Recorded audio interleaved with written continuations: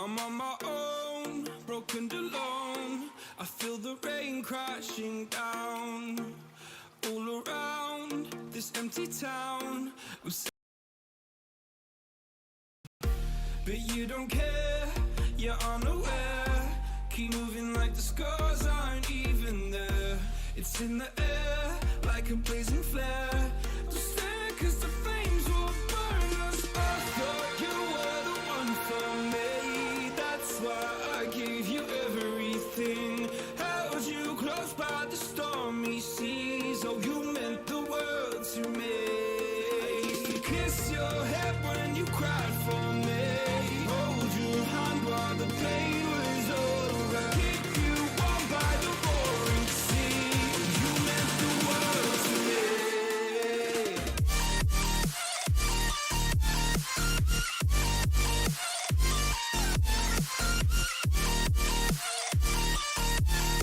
Oh, you meant the world to me.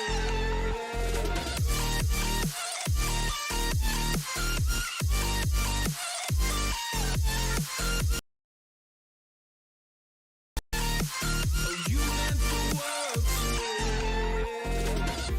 My darling dear, you're never here. When I'm in pain, you hide and disappear. Like shadows in the atmosphere, charting the stratosphere. Yeah. I prayed for you and kept you near in hopes you'd chase away my fears. I'm on my own, you made it so.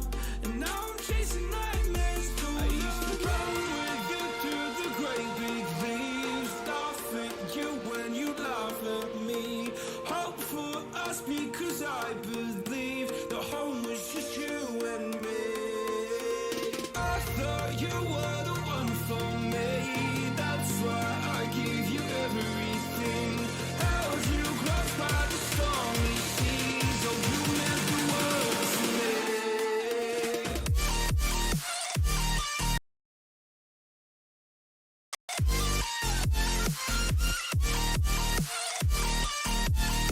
Oh, you meant the world to me.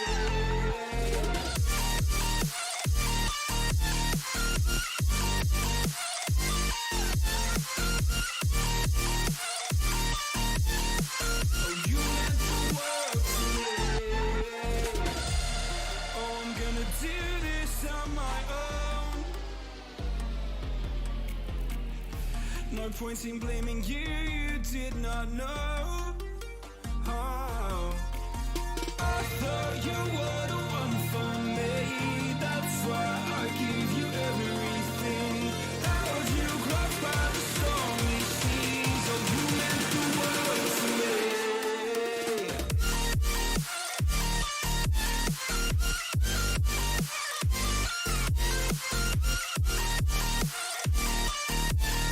Oh, you meant the world.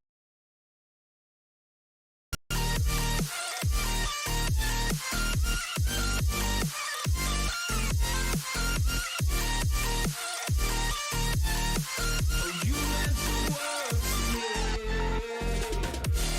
Oh, I'm gonna do this on my own. No point in blaming you, you did not know. Oh, oh, I'm gonna do this on my own. No point in blaming you, you did not know. I thought you were the one for me. That's why I gave you everything. Held you close by the stormy seas. Oh, you meant the world to me.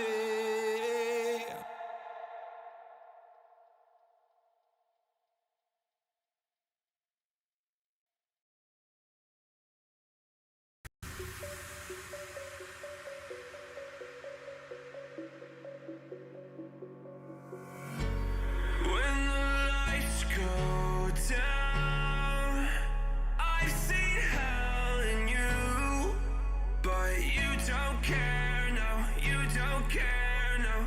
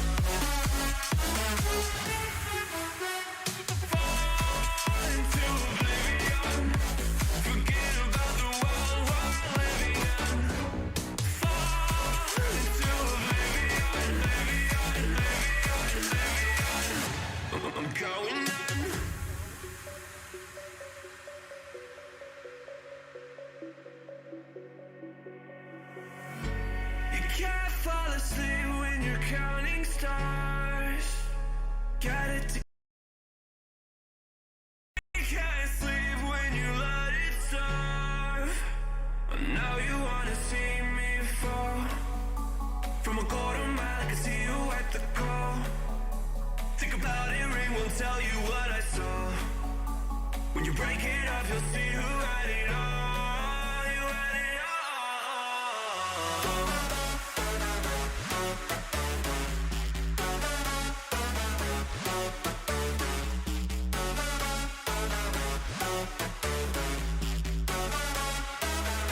You said you wanted to fall into oblivion. Forget about the world we're living in. Fall into oblivion, oblivion, oblivion. Oh, go into oblivion.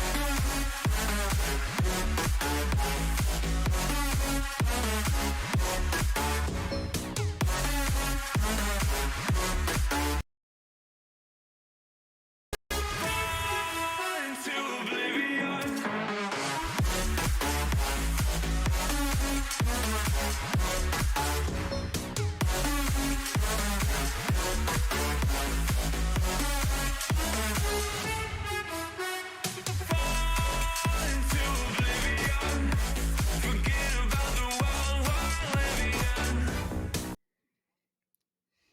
Hello, everyone, and welcome back to Collegiate R6. It's been a minute, but it is good to be back, and of course, could not imagine a nice collegiate welcome, unlike casting with the greatest, sexiest man in all of T3 and all of Siege. It was, of course, Chief Cass. You know him well, I know him well, and I'm interested to see how we can guide you all through this, what should be a pretty fantastic matchup. We've got the Premier Invite League semifinals on our hands, Akron versus Kettering. Chief, how you feeling? Jonah, my friend, it's great to hear your voice on a broadcast, and your intros just butter and jelly. They just go so well together. But looking at our teams today, Kettering and Akron. Whoo, that's quite a matchup, particularly when one of these rosters is an 11-time collegiate champion. If you watch anything in the collegiate sphere, you know that Akron is the powerhouse. But Kettering, they've had some strong moments. They are capable of greatness, but will they be able to achieve that today? That's going to be the big question in our best of three series. Well, you hinted at it. It's the underdog story, the Cinderella story, whatever you want to call it. Kettering, they've got their work cut out for them by a long shot. It's Akron. Everyone knows how good they are, how it is impossible to beat them, a feat that has been accomplished several times this season, much to many people's surprise, which is exactly where Kettering are going to be looking to capitalize. A team that shows, like you mentioned, moments of greatness. That is exactly what they need tonight. They need to be great. They need to be perfect. If they can put 2-3 and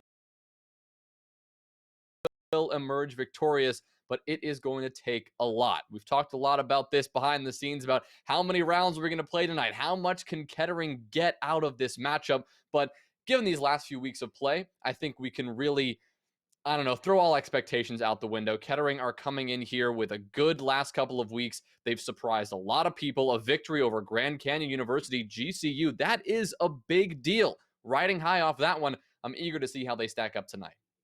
Well, the bandwave is going to get a little bit more unique. We're talking about changing things up. That first map pick of Coastline, the Zips have known to just be a powerhouse on this map. Coastline is their best map. Now, there is some silver lining. We're talking about doing homework. Well, maybe Kettering is prepared to have Coastline come through because, well, when you're 11-time collegiate champion, that means there's a plethora of VODs on the market. A clever IGL support staff could be able to break that down, digest that information,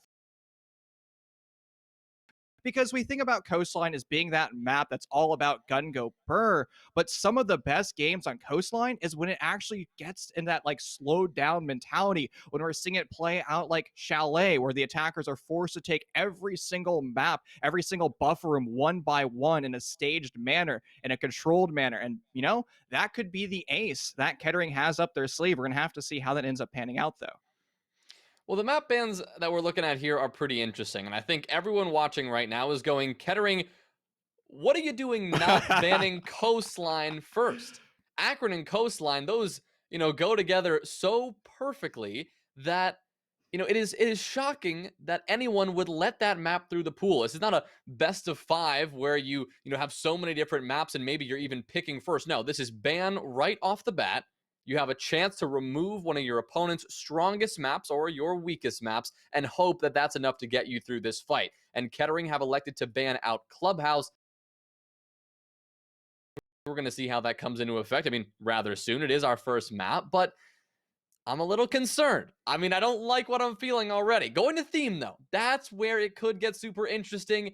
Not a lot of collegiate teams know theme well, and I know Akron, they aren't that great on theme. They don't play theme very often, so maybe this is exactly what Kettering need to do. I talked to Bucka a little bit, but of course the captain of Kettering, a little bit of before this matchup. What exactly can we expect? I asked him, and he said, you know what? We've been focusing on the mental prep for this one. And I said, okay, that's a start. But he also said, we've been prepping one other thing. You'll see it. It's a surprise. I expect it's theme park. If they've been putting in the work on theme park, that's big. That's big. They can really make an impact there because grinding out one of these unexpected and rarely seen collegiate maps is perfect against a team that you need to catch off guard. This element of surprise, this element of unexpectedness, that is what Kettering has to hold on to because coming out of Coast,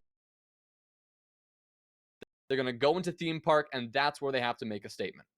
Now, we have to see what they're actually doing on theme park, what new strategies that they're bringing out, because we've seen Akron bleed when they're forced to take an entire map control. Fortunately for you, theme park has that element. If you're downstairs in throne room, well, it's going to force the attackers to either clear in from cafe and through cash and converging on that top floor, starting that vertical play. And the same story can be said for the 2 bomb sites upstairs, whether or not you're going over to initiation or dorm. It's going to force the attackers to do that exact same scenario, applying as much cutoff as possible, as well as that pressure. And Akron, they like to be a team that's all about those swift executes, trying to fly into the map as fast as possible. If you're able to build up a brick wall, maybe you can trip them up a bit.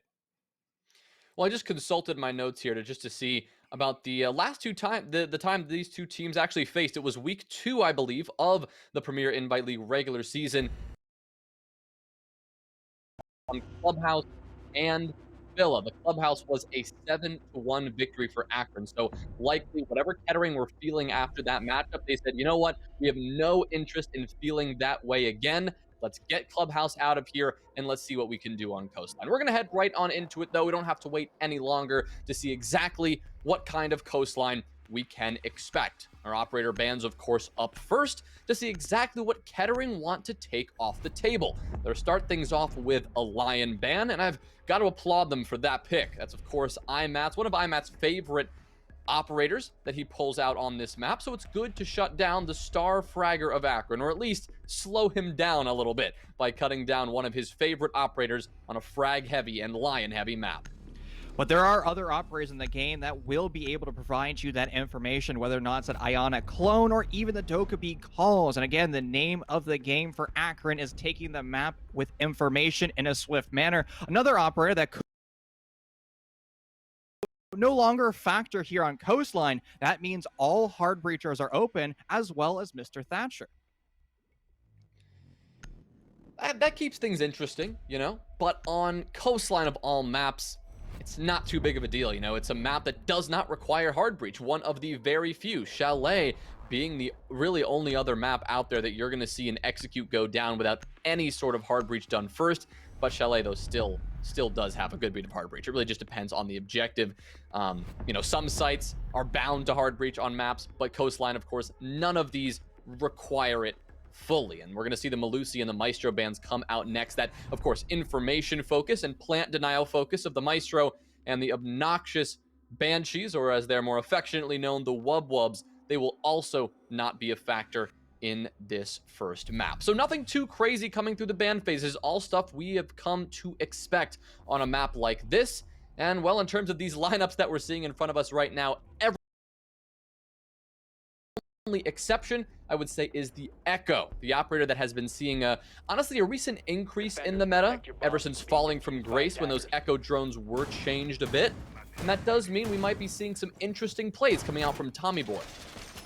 I was hoping to see a buck make it through for Akron because one of the best ways at softening up this bomb site is going to be coming from underneath, whether or not you're going to be pushing in through the pink bar, the north side of the map, or in through offices. But the whole idea is to eventually enter in through blue bar, where you can start that vertical play. Now, you can still do that with the operator lineup you have. You're going to have to use more precious breaching rounds, either coming out of the Zofia or from the Ash. You can also couple in a frag grenade with the whole idea of removing that smoke spot, which is the south part of Hookah, over where Echo is currently standing.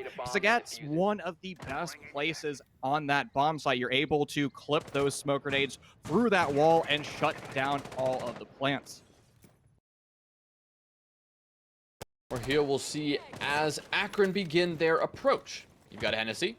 He'll work his way in from this office side. Indications of what could be a vertical attempt coming out from IMAT. He'll look to come from below, maybe get some good damage dealt there. But for now, Hennessy is just working his way in, clearing all of his angles, as is JetCon, who's approaching from the opposite side of this first floor, pushing on in through Sunrise. IMAT opening up the series. An opening blow onto Bucka, who will overexpose himself to the Billiards double window. An early mistake coming out from Kettering, not the way they want to start. Still a unique attack coming out from Akron. They're going to elect to not even take on that first floor. They're going to do a linear take upstairs, trying to remove as much of that pressure. Now, there is a lot of that coming from Kettering over to the east side of the map, and those are going to be fixed positions over by 90, so they can hold the cutoff from Vase. So if Akron goes for an execute on either one of the bomb sites, they're crossfire simply because Kettering is going to be able to insert themselves and come in a position on the flank that they might not be prepared for. But still, strong angles on the actual bomb site for Kettering. It's actually going to be a different strategy. We're talking about that smoke spot on the south side of the map. Well, instead, he's going to be playing over on Cool Vibes, another good insertion point that Akron's going to have to deal with if they want to find themselves coming up the Cool Vibe stairs.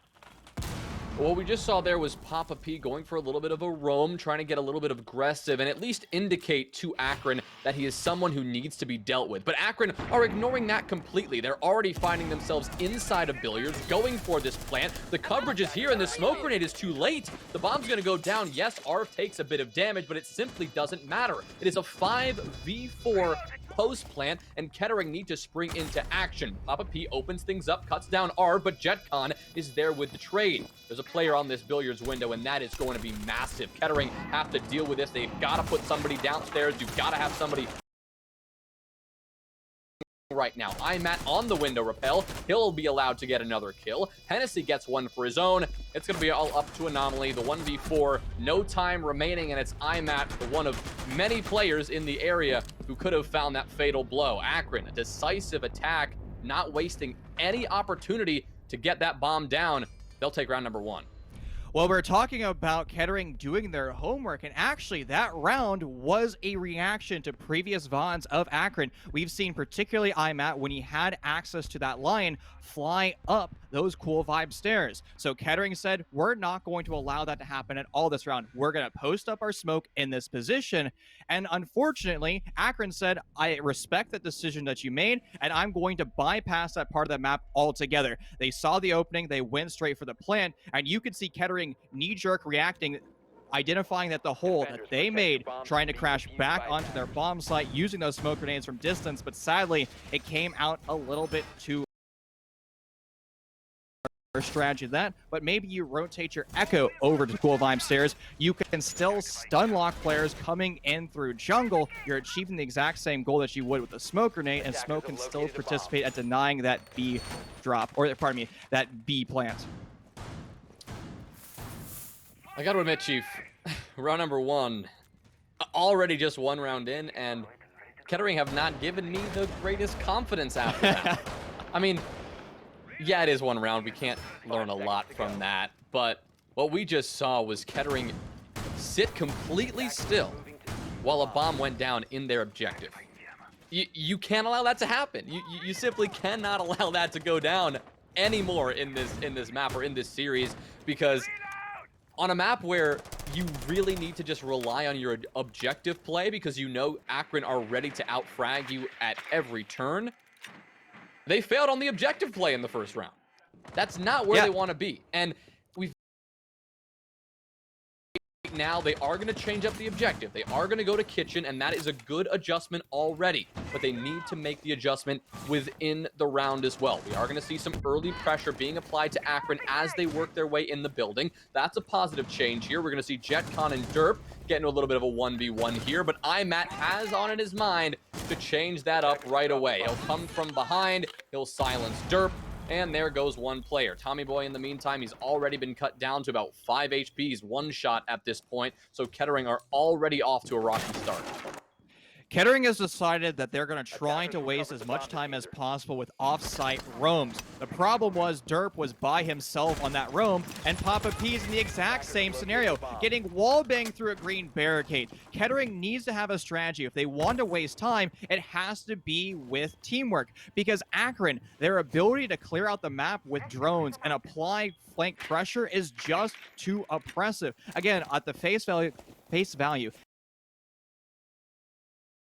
but it's starting to slip away with their inability to actually communicate and coordinate as a team. Reload. Well, they're going to have to be forced to coordinate with what remains of this defensive pressure. It's just 3 of them. We've got Anomaly, the smoke. In the A objective, while Bucka currently just runs all over this top floor, one thing he does have going for him is he's got this angle, but what he can't do is stop the plant from going down. IMAT's going to be allowed to walk through the hallway, kill your smoke player, leaving this into now a 1 versus 5. IMAT, there it goes. The final 3 kills credited to the man himself, and Akron just found themselves what looked like an effortless round number 2. That is not something that Kettering can allow to happen again. That's what I said coming into the round. And unfortunately, we did not see that change. Of course, the big one, I'd say, the big mistake that cost them there was Bucka just playing too far away from the objective, not able to catch IMAT as he ran across. Of course, vaulting animation, but not only did that allow the plant to go down, but it cost the life of both of his teammates. And that is not what he was hoping to do there. So a couple of little mistakes coming out there, but as we know, Akron will punish every single one of those mistakes. Round 2 is no exception. So there are multiple ways of attacking onto kitchen. Everybody thinks vertical pressure is the only way to do so, but Akron has just proved that there are secondary objectives in pushing into kitchen. Clearing out an entire first floor puts the attackers in a strong position, because those defenders are now going to have to rotate down the 2 stairwells, or they jump in through square. Both those options will create a lot of noise, and the defensive strategy for Kettering, where they put all of their utility upstairs to try to deny that vertical play, well, they never adjusted after the fact. As soon as Akron started to take that control of the west side of the map, we needed to see Kettering start to maneuver their forces cutoffs, particularly over in security, or at least just try to double swing off fallen teammates and refill those gaps. Kettering never really showed that level of dialogue, and well, Akron is going to be able to exploit that time and time again. It's time to see those adjustments from Kettering. It's round number 3. They've got acclimated to now 2 different objectives, so it looks like they're going to try their 3rd. We're going to head over to Blue Bar and Sunrise Bar now in an effort to keep things loose and keep things fluid. But, well, immediately the trajectory of this round looks a lot like the 2 prior. Hennessy walking on in. He'll claim the first kill. That's Papa P, who is contesting that early office pressure with no utility or really no teammates there to support him. A dangerous and aggressive position. Looks like Kettering are eager to get aggressive and eager to get these early gunfights going, but at least right now, they are all going in the favor of Akron. You can see a little bit of vertical, and IMAT, well, he's got an intent to stop that. He'll swing on in. He's got a drone at his feet, but he's not going to prevail for the first time. Here comes Bucka. He goes for the swing, and he's got the SMG-11 to get him the equalizing blow, and now a 4v4 between these 2 teams. Yeah, but with Matt falling in that position, Akron Zips has just identified that that top floor is going to be a battleground that they have to secure now. the vertical play of Bucka is going to be far too oppressive for them to achieve their optimal goal of going for that bomb down play. And Kettering, they have enough utility up there to last the entire onslaught of Akron. They have shields, they have gates, and they also have Derp and his 2K skills. The tertiary bomb site for Akron, it's not looking good for them. The diffuser surrendered over to the northeast side of the map, and it's going to force Hennessy to start to go for broke. He's the only one left of his team. He doesn't hear the one on the other side of jungle, and there it goes. It's going to be a 3K in the round for Derp and Kettering. They stop the bleeding in round 3. On their third attempt, keeping it loose, changing it up every time, going to Blue Bar and Sunrise and making it happen. Excellent adjustment. It started with that vertical control, that opening pick from Bucka, at least opening pick for Kettering. They had already lost one of their own, but they didn't let that get them flustered at all. Excellent heads-up play from Bucka. He didn't feel the need to rotate back to the objective. He stuck firm in that top-down position. He dealt with IMAT, the player looking to clear him out, and then, well, Derp dealt with everybody else. And as far as that round goes, you may be thinking, well, it was just a fluke couple of engagements. Honestly, no. I think that Kettering put themselves in a perfect position, and rather than Akron capitalizing on a couple of Kettering mistakes, it was Kettering doing the same right back at them. It wasn't normal to see IMAT go for a solo top-down clear. Of course, the 2 previous rounds gave him all the confidence in the world. Understand. Confidence got him killed. That was a 1v1 engagement. As an attacker, you have a responsibility to put more manpower into that roam clear. You cannot expect to get into a 1v1 with any defender, even if you're the best collegiate player ever to have existed. I don't believe that's all that arguable, actually. IMAT kind of is the best, but I mean, you gotta have your teammates with you. You gotta have information, which he did, but Bucka was still able to catch him off guard by swinging when he was unaware and by cutting him down. And that one mistake silenced your top fragger in the lobby, dismantled your initial push on that south side, and forced Akron to make a tough decision. Do they want to reposition, go upstairs, clear him out, only to then rotate back down to the objective, or ignore Bucka completely and go for the full send? And as we can see, the full send did not pay off. And this is another lesson that you can pull from maps that you play. That exact defense mirrors something that you would see in Planes and Games on Villa. It's always my go-to maps for drawing parallels because it's always a great smoke spot upstairs. What do? Well, you have IMAT. He backs up deeper into Aqua. He holds the angle looking into the punch holes over by that triple wall, and he calls the rotation over into a VIP. Now you're holding a cutoff in that smoke spot, and when we saw that Mute go for that swing, if he plays that aggressive, the player over in VIP is going to end up taking that 180-degree crossfire and win that engagement, or at least get that trade. And that way, you can now start to apply pressure to the other side of the map, over by Hookah. Now you have full control of that top floor. Again, it's all about knowing your angles. Akron's a team that likes to have swift executes, but sometimes you just need to back it up a bit and slow things down, like they're doing this round. This is a methodical clear of the map for Akron. They've realized their mistakes, at least what they did in round 3, and they're just, backing up that aggression slightly. Well, this round is very different. I mean, just that one round victory from Kettering, that was enough to really slow down. We were here, the bomb was already going down, and although we're not there yet, I think we are moments away. Hennessy and JetCon both positioned in Aqua. You've got IMAT in the perfect post-plant position, but this time, the Toxic Babes have arrived on time. Anomaly going to put that one down. We can see how it's clipping through the wall all around it, denying the default plant, and that's exactly what they need to do. But Hennessy, he'll seize this opportunity, and he'll go for it again. But this time, not only is Tommy Boy there to shut down IMAT, a massive pick, but the toxic gas is there perfectly as well. Derp now the second kill for Kettering, shutting down JetCon, and this early push without much information is costing Akron a lot here. Surma, though, he'll have an answer. He'll clear down below. He'll cut down Bucka, who is looking to play a little bit of vertical of his own. And now with 30 seconds left, Akron look to make their push. Surma's still holding the flank downstairs, trying to deny any insertion from Kettering, and the bomb's also going to have to start to find its way on the deck. Those vertical holes are going to be so imperative for Kettering to get that back. What the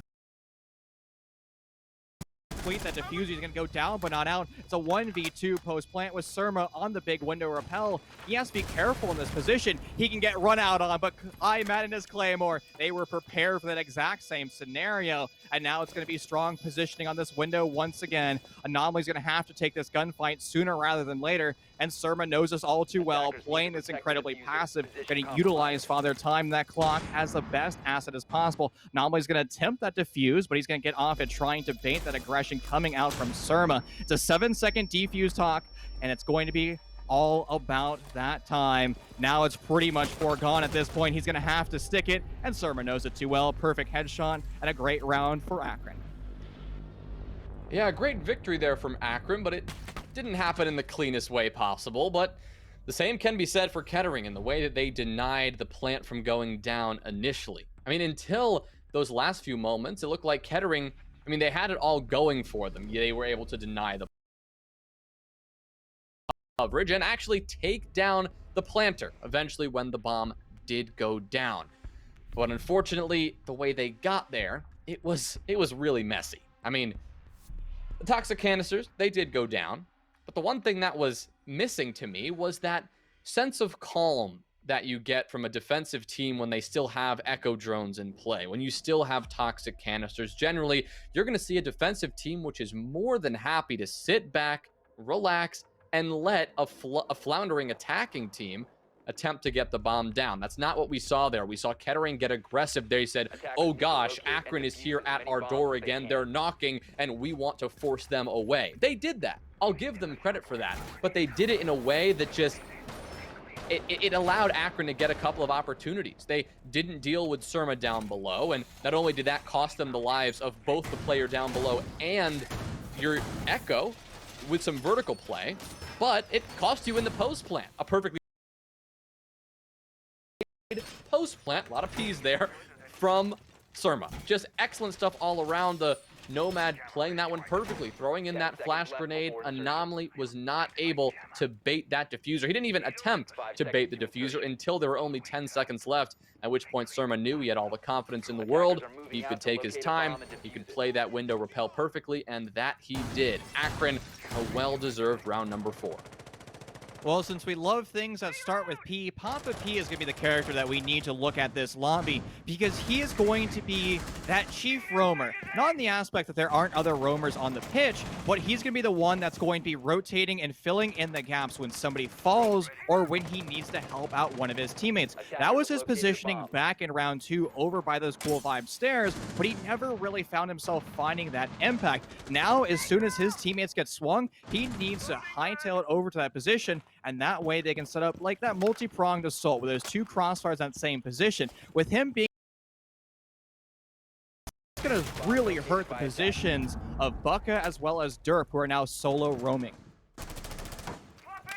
Hennessy looking to deal with the first roamer. He hasn't been fully successful, but, oh, well, partly so. Bucka has lost 75 HP, and, well, he's still eager to get aggressive. Bucka, nice shot there. He'll take the head of Surma, losing more health for it, but that skirmish going in the favor of Kettering, and a massive early frag to get. That's going to remove some air jabs from play. That's going to give you a little bit more comfort on the roam, and for Akron, well, that'll delay the amount of comfort they're able to get as they go forth with this roam clear. We are going to see JetCon pushing his way up cool vibes, though. He's not going to waste any time in doing this because Hennessy is already upstairs, clearing things out with his Gemini clone and, well, now positioning himself in that very spot. But look at this. Bucka, he's still creeping around. You've got 2 players over in main lobby, 2 players on the objective. This Kettering defense is in down this clear. There it is. I think that's a C4 toss. No, JetCon goes down somehow. It's going to be Anomaly finishing that kill. Arf does get a response, though, finally finishing off the cap can. And Imat, he's woken up and found 2. Good swing there from Tommy Boy. He'll answer back and keep this one even in a 2v2 situation. But now Akron, with only 50 seconds left, they find themselves on the back foot. they're going to have to find themselves a strategy where they're able to push together and go in through these fatal funnels. Right now, it's all going to be about that jungle doorframe. Hennessy just removes, and it's going to get better for Akron Zips as they storm themselves straight into the bomb site. Again, we're talking about these split executes. We're talking about the defense setting that up. Well, the Akron Zips, they can do it themselves. Yeah, great job there in the 2v2. I mean, maintaining calm is just, I mean, you can just see the experience of this team and all of these players just come out in the way they play. You know, having casted every collegiate team out there is a huge difference between, you know, players like everyone on this Akron roster and, you know, some players who are just entering the scene for the first time. It's that just the poise that they walk in there. It's a 2v2 situation. The time is dwindling. You've got yellow smoke in your face.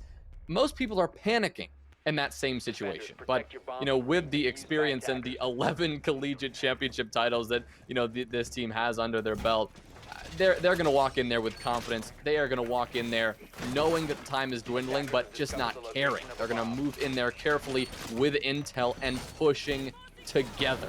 That is what's key there. You saw it perfectly. The double swing, one from the kitchen window, one from the kitchen door. So even if one of them were to lose out in that engagement, you know a trade would be there. You know you'd have two people checking the same angle. Excellent play from Akron. That's why they're so powerful on this map when they go on the attack. I mean, defense as well, as we'll see in just one.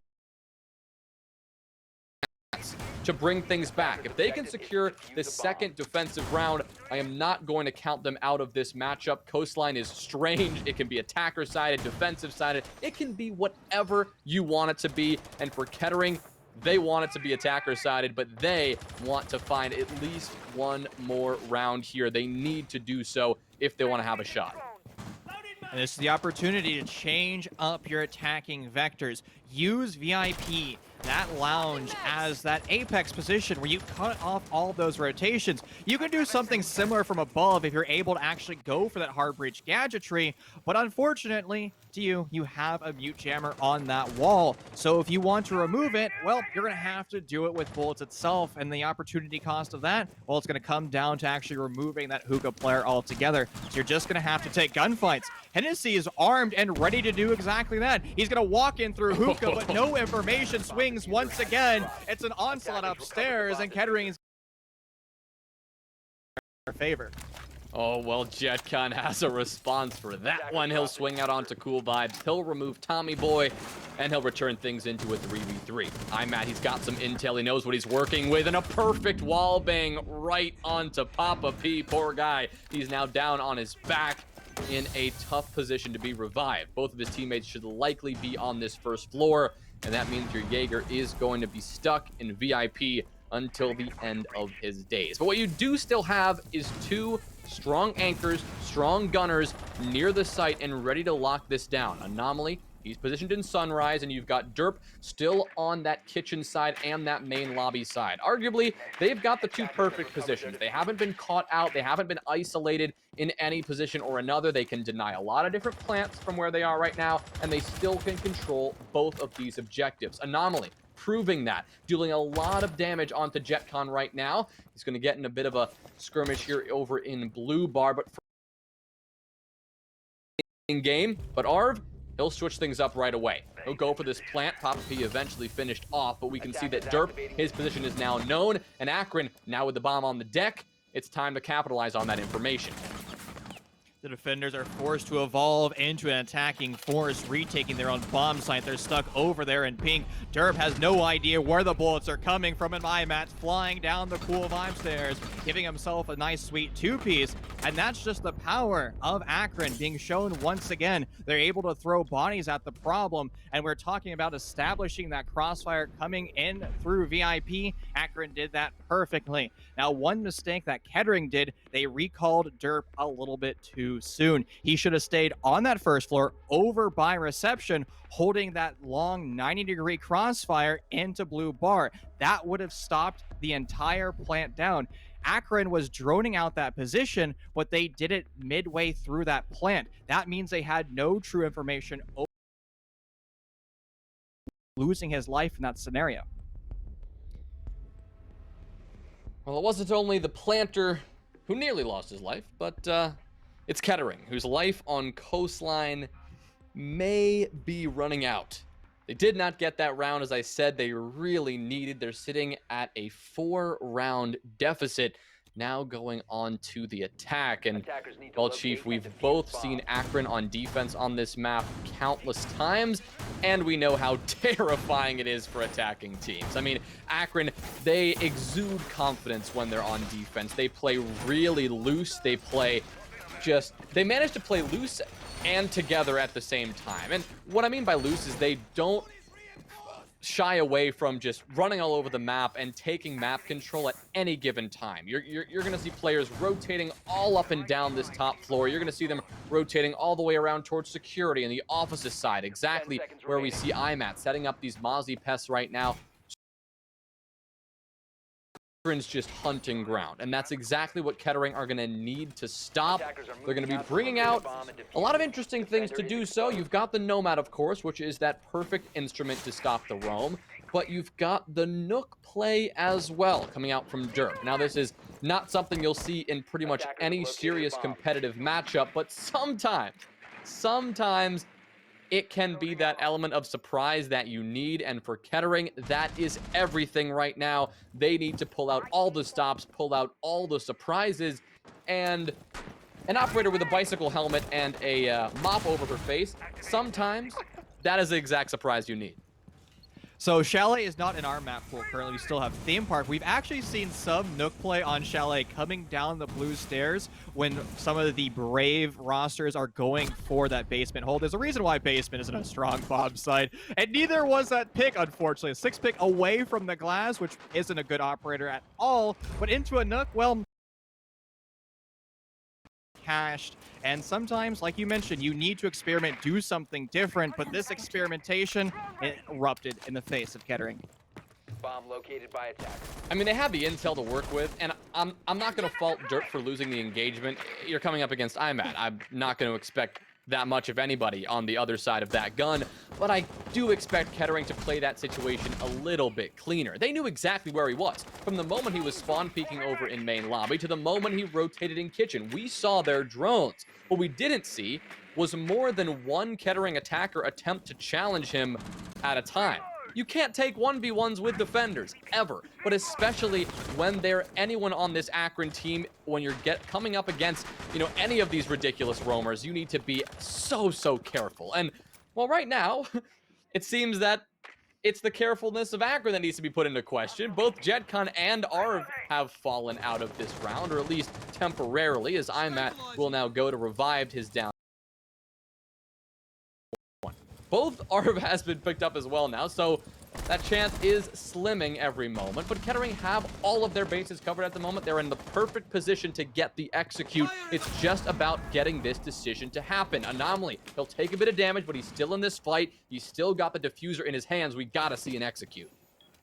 The Hail Mary is going to have to come in for Kettering. Now, also Akron, they're suffering in the utility department. They only have those smoke grenades available. And Bucka, on this upside-down rappel, is going to be forced to look at two different angles, but it's also going to force Akron to go for these swings. They have to pounce back into their bomb site, and the pounce is going to come from IMAT and Arv. But trades are still in favor of Kettering. It's a 2v2 post plan, and the attackers being outside, those power positions are going to be so oppressive against Akron. But Hennessy, he has an answer to say to that, and it's going to be a very similar position that we saw a few rounds ago. It is going to be that Nomad on the rappel of Big Window, force and holding these crossfires. Tommy Boy sitting back. Skirmish. Hennessy trying to force the issue. Oh no, Tommy Boy's gonna flash himself. Hennessy, he'll tease the diffuser for one last time, but time is the very problem. He's got no more of it to defuse this. He's got to sit back. Tommy Boy's gonna run away, and he will be sure to solidify the last kill because Hennessy was just looking to get spicy. Kettering, they will take an attacking round. It's round number 7 going in their favor, and they will start to reduce this round deficit. Still a long way to go. Still a lot of ground to make up, but that's a good start. And the problem with Akron was they waste a lot of time, which is great. But as soon as they hit in that sub 90-second mark, they started to waste utility haphazardly. We saw preset nitros without any information. The Valkyrie cameras, well, they're either outside or in different positions. So they're just going off audio cues to grab those kills. And the problem with that, audio can be inaccurate sometimes. Maybe they're on the other exactly where that player is, so you'd be better off waiting for that post plan to come through, or better yet, when that diffuser is actually going on that ground, because you can either shoot them from underneath since you have pre-established murder holes, or you can have that explosion start to propagate out and kill any of those crossfires. That way, when you have to crash back onto that B bomb site, you're doing it with explosions as well as hopefully some of those soft targets already down but not out. Well, unlike what we saw from Kettering on their defensive half, Akron are not afraid to repeat the same objective. We're going to see hookah and billiards play out once again. And I'm interested to see if we've got any changes coming out. Obviously, I'm taking a hell of a lot of damage in the prep phase. That's one change, not positive though. But the other one I would say is positive is JetCon switching from the Capcan over to the Vigil. We have Hennessy on the Jaeger, which is something that's a little bit be more of that anchor with the Jaeger role given over to JetCon, your secondary roamer and big gun fragger. But we all know how well Hennessy can play in this kind of situation, and well, we all know how the Vigil can suit any of these roamers on the Akron side. JetCon, his job now to be as elusive as possible. Of course, everyone in the community loves to make fun of JetCon's height, and I'll join them on this one. His size should make it easier for him to be dashing and dodging all around this map, and he should have a good time hiding from the attackers. You know, sometimes if you could just load in your character into the virtual server, you know, it'd be interesting to say the least. But I guess, you know, that'd make me a bad target because I'd always have my head removed every single, you know, twist and turn. Just like Buck is trying to do, holding mouse 1 with his GH, just sending bolts down range and seeing if he can grab a free headshot. Now, there's nothing wrong with that type of strategy. You're just forcing Akron not to peek you. And when you're going against Akron, when I'm sitting at 16-4, head, but just him being afraid to peek, that could actually allow your troops to start to move into the map. And speaking of that, we're going to see the Nuke do exactly that, but grabbed out by a vertical camera, answered by an impact grenade. Once again, Derp on the unique pick, not going to find the impact he wanted. What is Derp doing there? He pushes an Aqua and he sits in a corner. I'm trying to figure that out.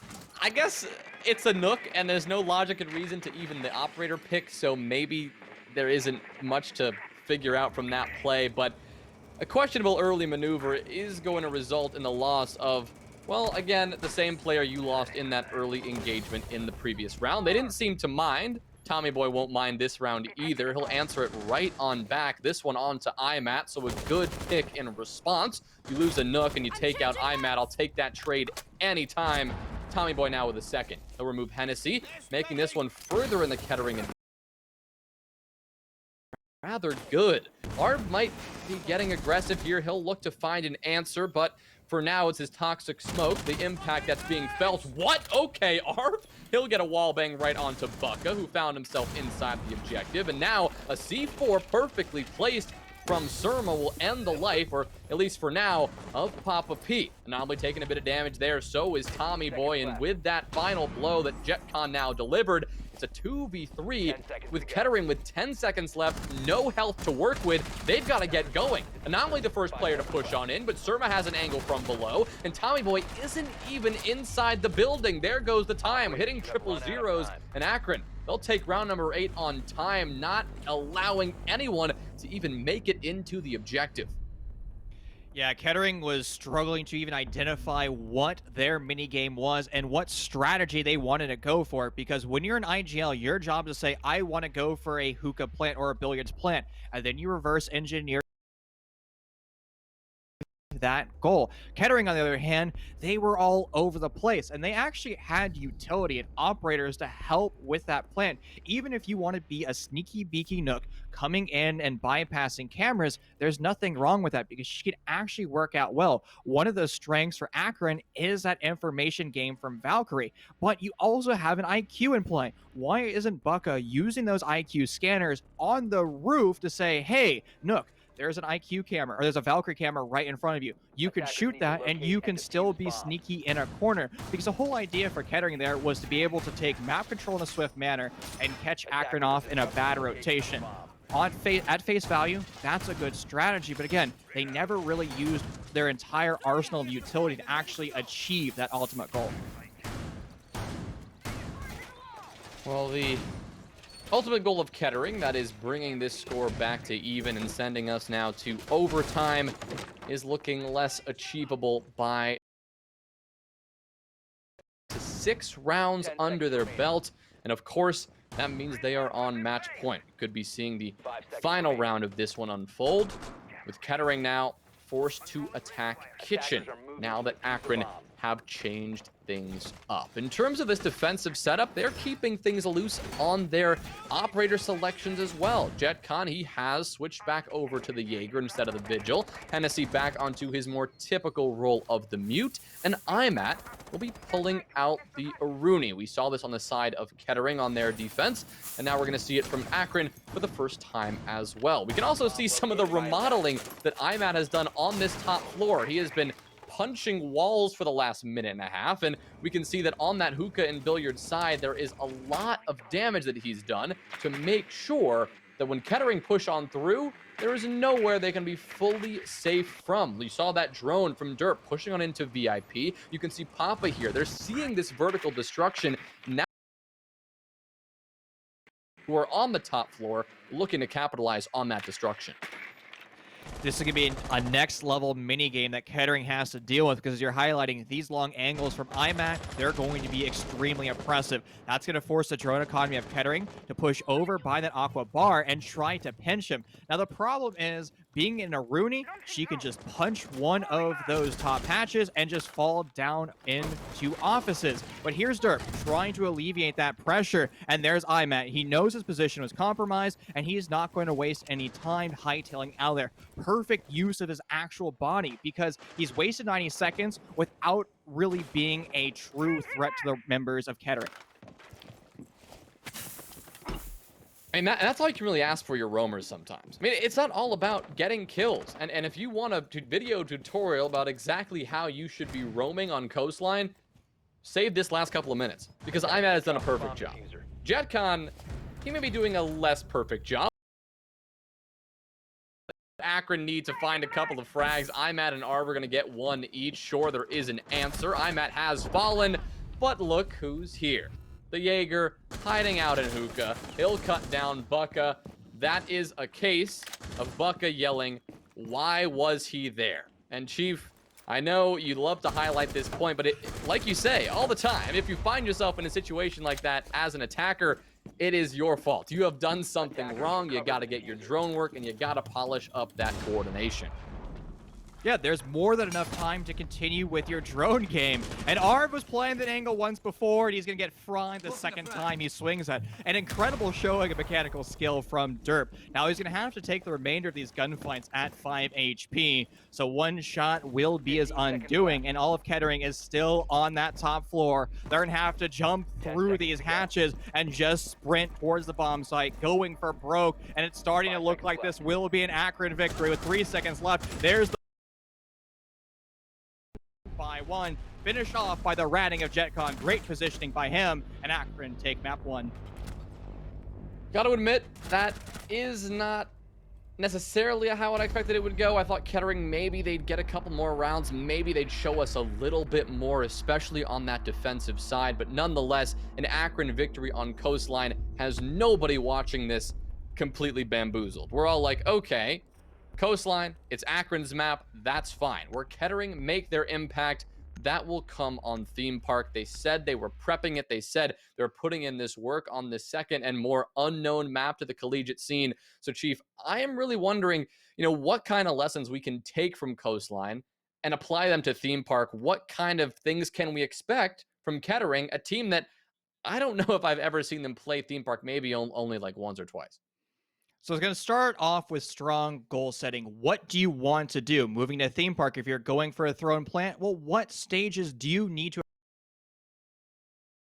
checklist? It is going to be a lot of that roam clear, because we're joking about why is he in that corner. Well, that's showing a structural flaw to the attacking roster of Kettering, where they're leaving such a large opening available that they're just making mistakes. And again, you can't make a mistake against a team like Akron. They're going to exploit that at every single twist and turn. So if you want to drop through a hatch over by Hookah, well, make sure you have a drone going before that, or maybe bring in Iana so you have a clone that's able to do that. You have to be prepared for Akron and their rat strats, because they love to do it. That's a hallmark of this roster. And there's, again, a lot of VODs of them doing that exact same strategy.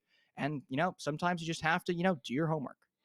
Well, the good thing is we can see exactly what kind of homework Kettering did when we get to map 2, which we will get to after a short break. Stick around, we'll be right back.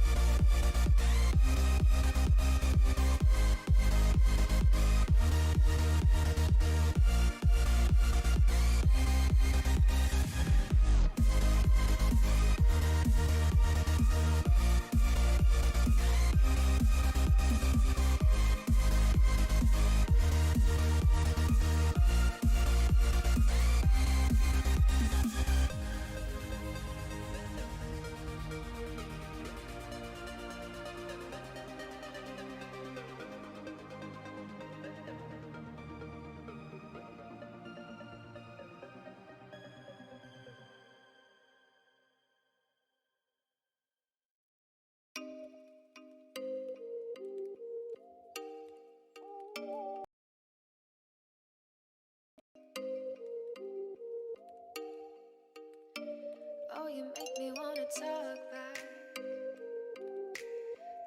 back to you. Say it like that.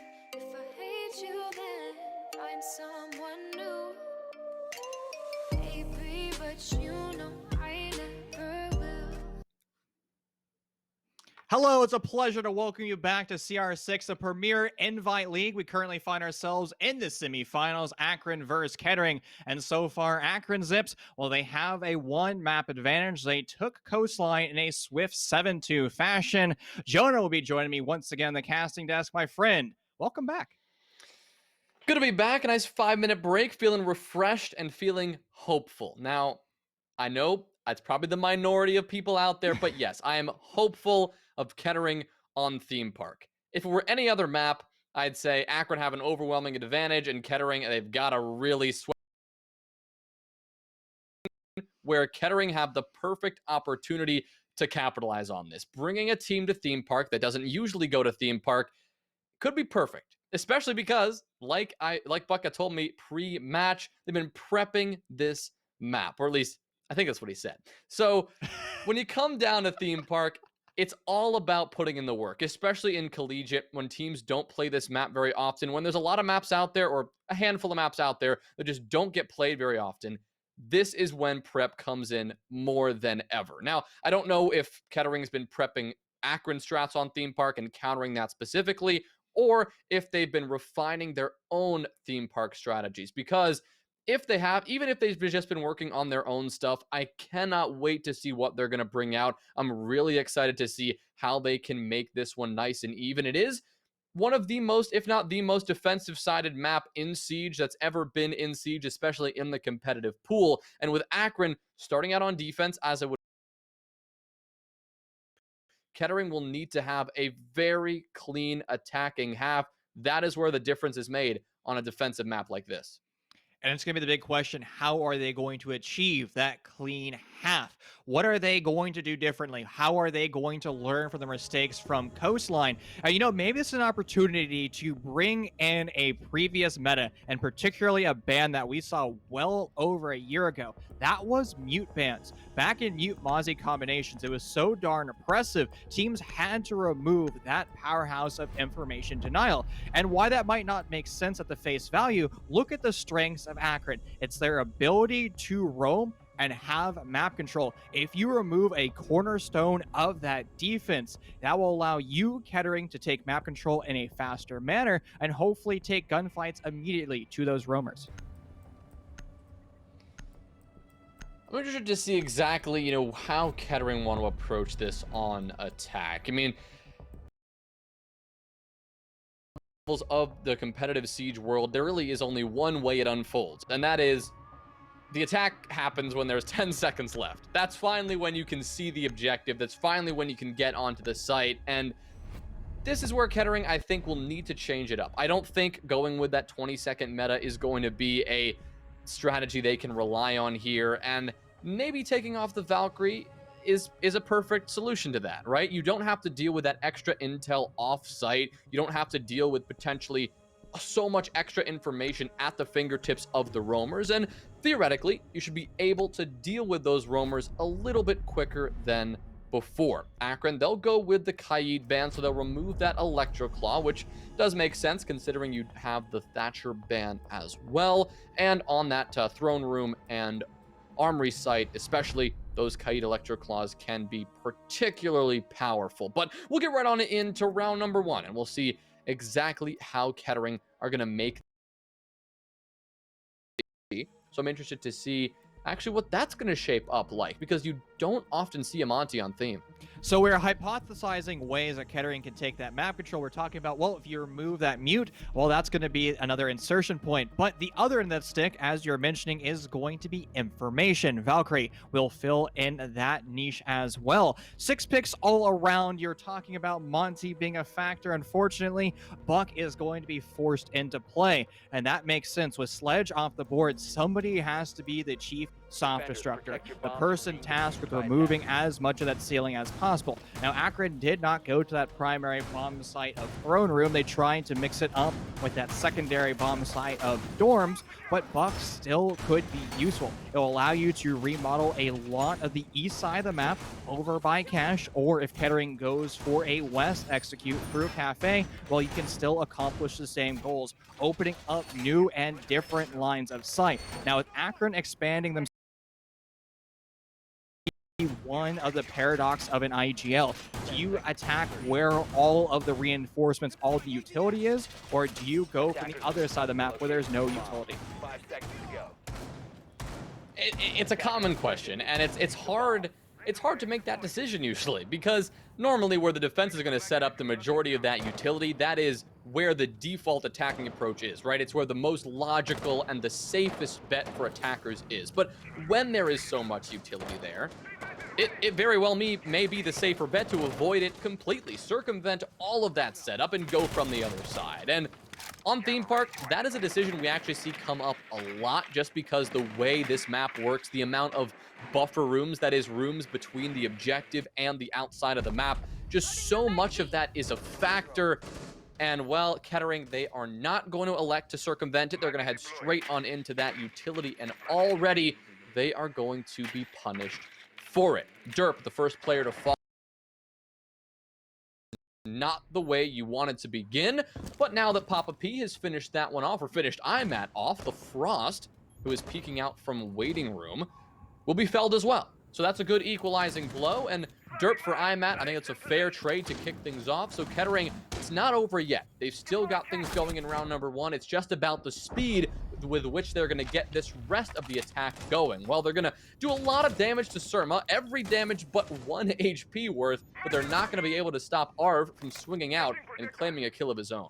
Kettering needs just to slow down this attacking roll. Bucka saw the opening and he pushed with his drones, but he only saw one piece of the puzzle. He didn't connect the entire picture. That was that deployable shield and the tandem ability for Akron to swing when one of their teammates is being pressured. And to make that storyline even more sweet for Akron, they've now reinforced that wall altogether, and Kettering has to repeat that step once again. But there is lurking pressure. Isolated in a corner. Everybody from Kettering thought he rotated away, and Surma finds one, forced to go to the shotgun, unable to finish anything else off, and now it's just on the back of Papa P. He's in a crossfire with bullets whizzing over his head, looking in every direction, but so far Akron's not presenting themselves. Yeah, the classic problem, Kettering, they got a little bit too eager to push on through, and they had not covered all of their bases. Unfortunate for them, that's going to leave Papa P alone in a 1v3 situation. It's your Zofia, it's a big fragger, so it's not fully out of the question he can pull this off, but he is walking into a brutal crossfire, and not to mention a bullet hole angle being held by JetCon. And yes, the bullet hole angle will win Akron out the round. Always hurts to say that here, and wow, we're actually not going to see that it was a bullet hole angle, because a little bit of a spectator bug there. But regardless, Kettering certainly not happy with the way that round ended and the way the round unfolded as the first round of Theme Park. So if we're able to pull parallels from traditional sports, if we look at racing cars, for example, there's a saying in racing cars, and it's called slow down to go faster.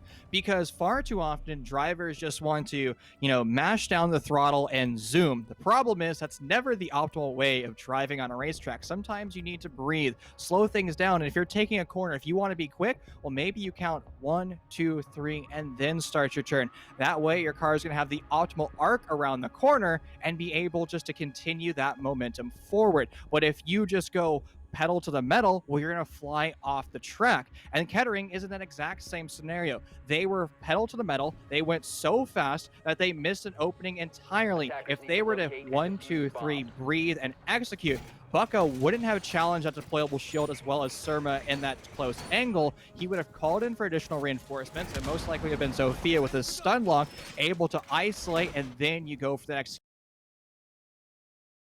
front of you, and the only way to do that is sometimes just take a breath.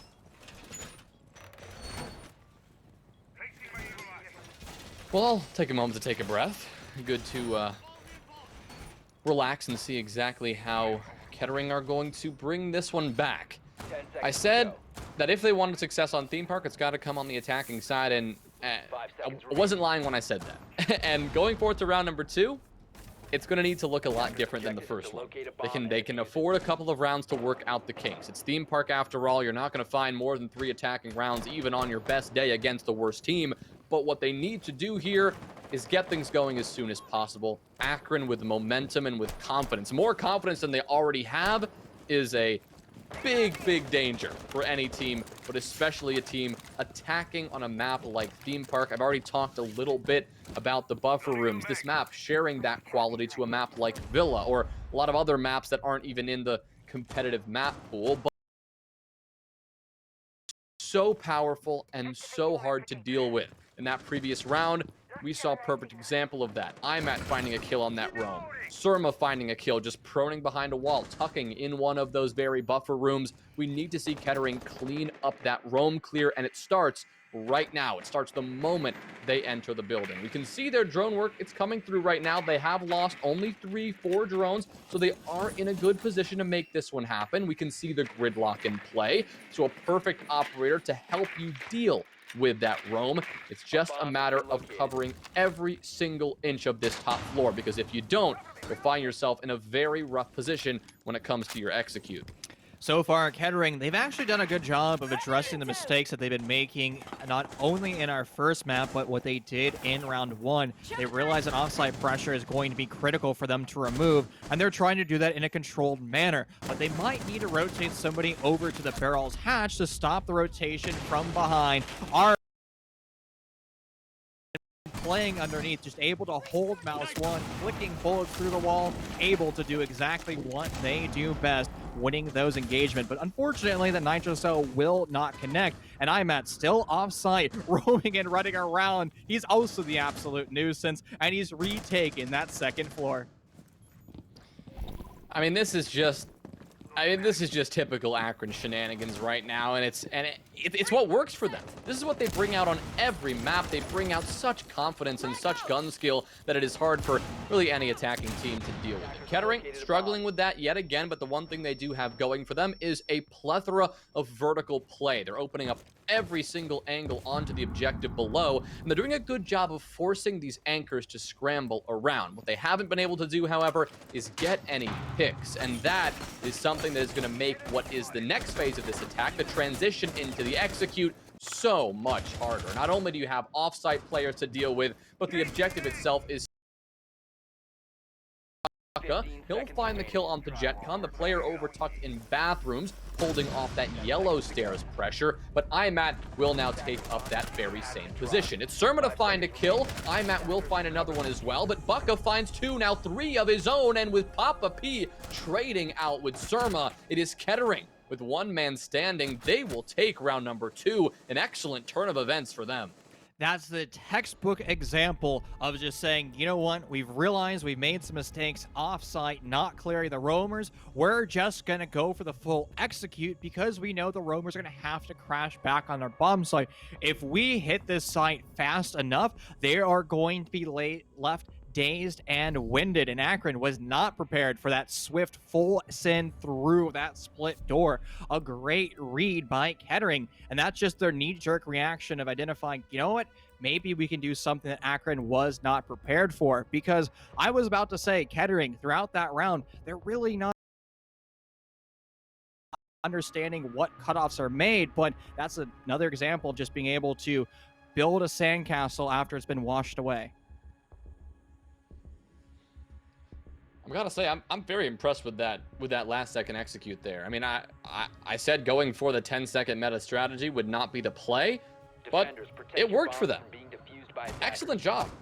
They did a good job approaching the site from every single angle and getting all that intel and communicating it quite perfectly. I mean, it takes a lot to get a good 10-second execute going. It takes individual gun skill and game sense, but it more so takes coordination.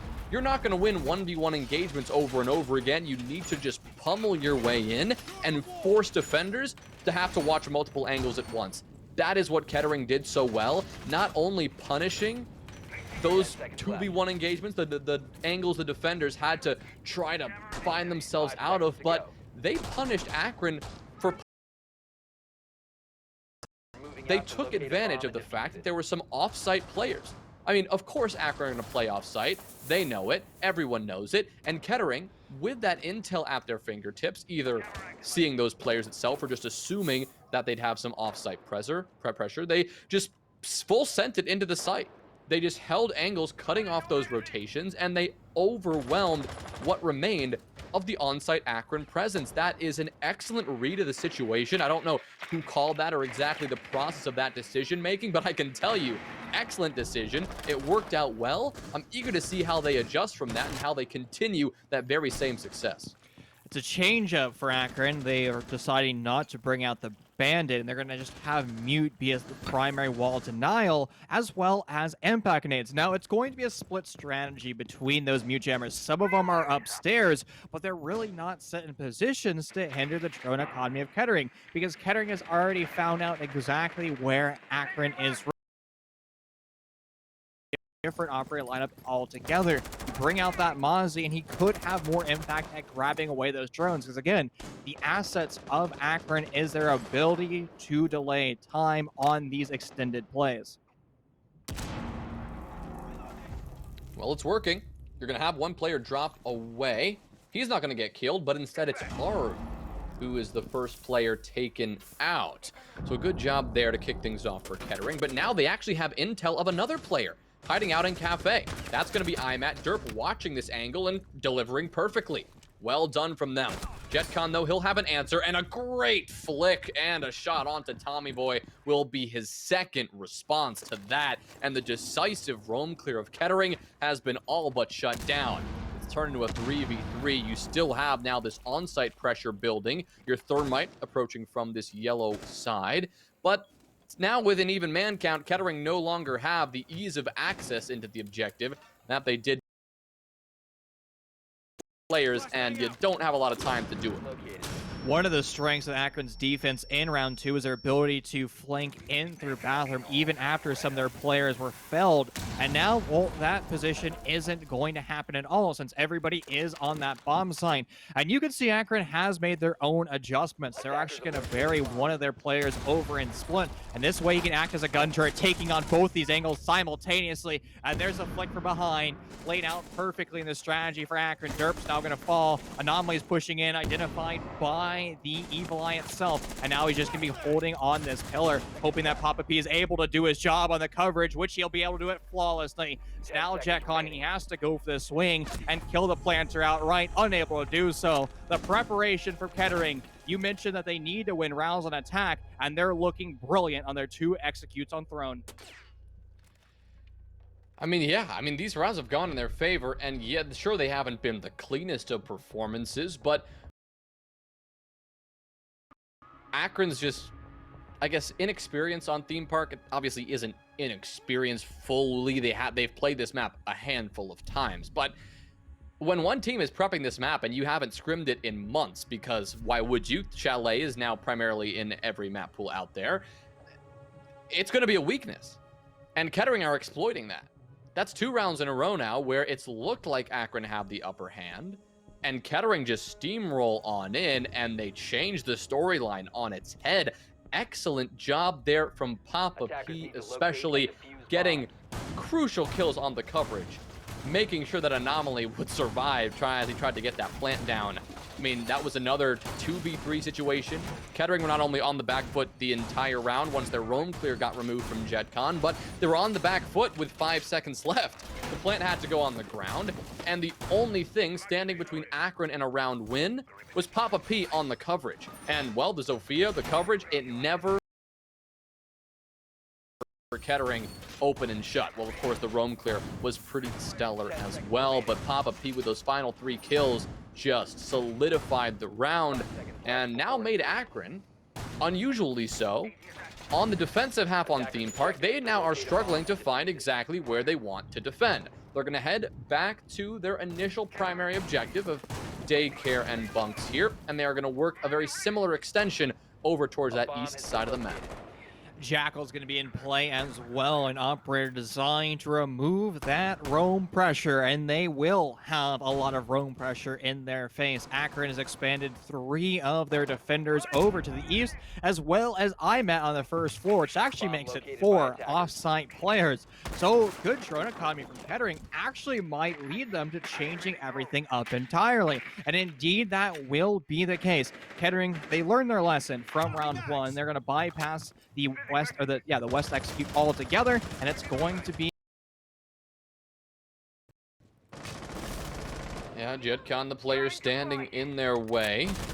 Question is, how aggressive is he gonna get? No doubt feeling confident from the previous round, but now with all the intel firmly in the hands of Kettering, JetCon will think wisely before over-contesting this position. But right now, you can see that change, and you called it out perfectly, Chief. Kettering are not going to go for that same east side approach that resulted in them walking straight into their 6-foot graves last time around. They're circumventing that and instead approaching from this northwest corner, this top arcade, this cafe side. And sure, they've got some players standing in their way, JetCon being the first of many, but they don't have as much utility set up in this position. Akron, they don't have much time to rotate that utility around because this full Kettering pressure is already building. And so now Akron find themselves having to readjust and recoil. It's going to help this defense that IMAT picks up a kill onto Bucka, the Jackal, who was hoping to, I guess, hop on in top arcade or push from anywhere.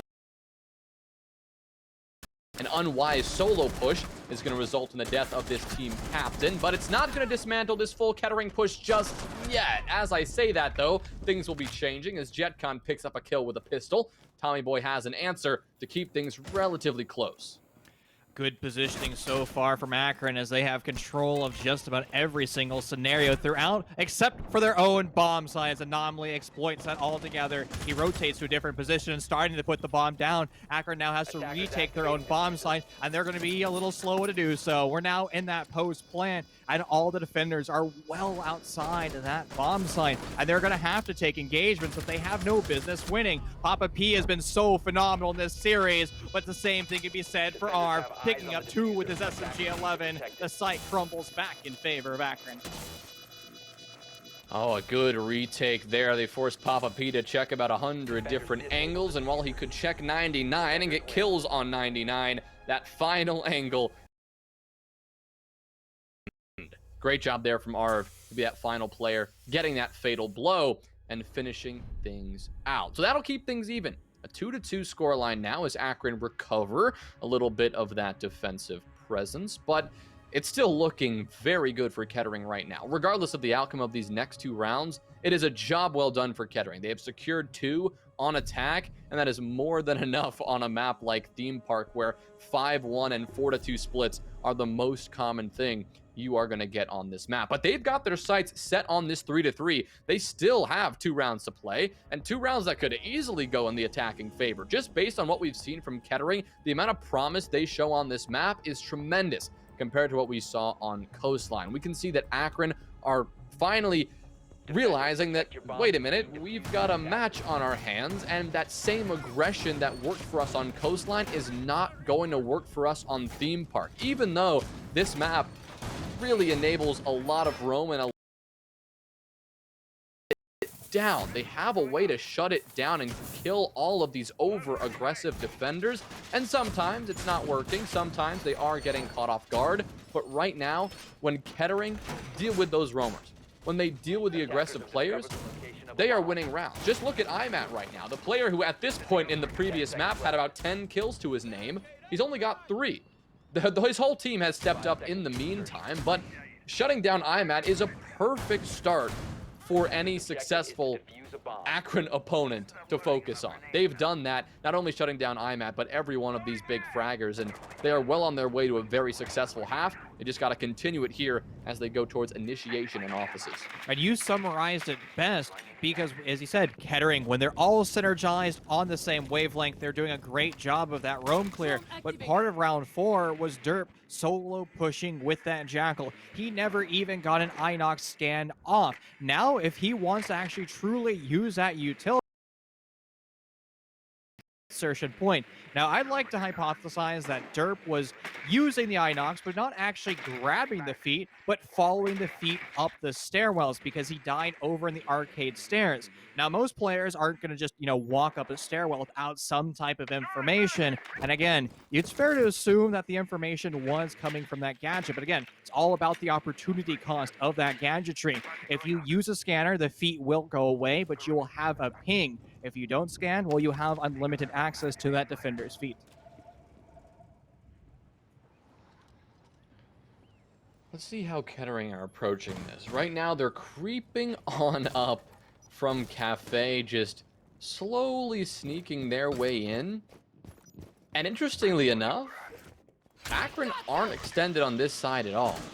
There's no roamers in their way. That means that Kettering have gotten all the way up to the door of the objective for relatively free. It's still taken them 90 seconds, and that is no to work their way into this site. It is going to be made harder now that Surma and his UMP in hand removes the head of Bucka.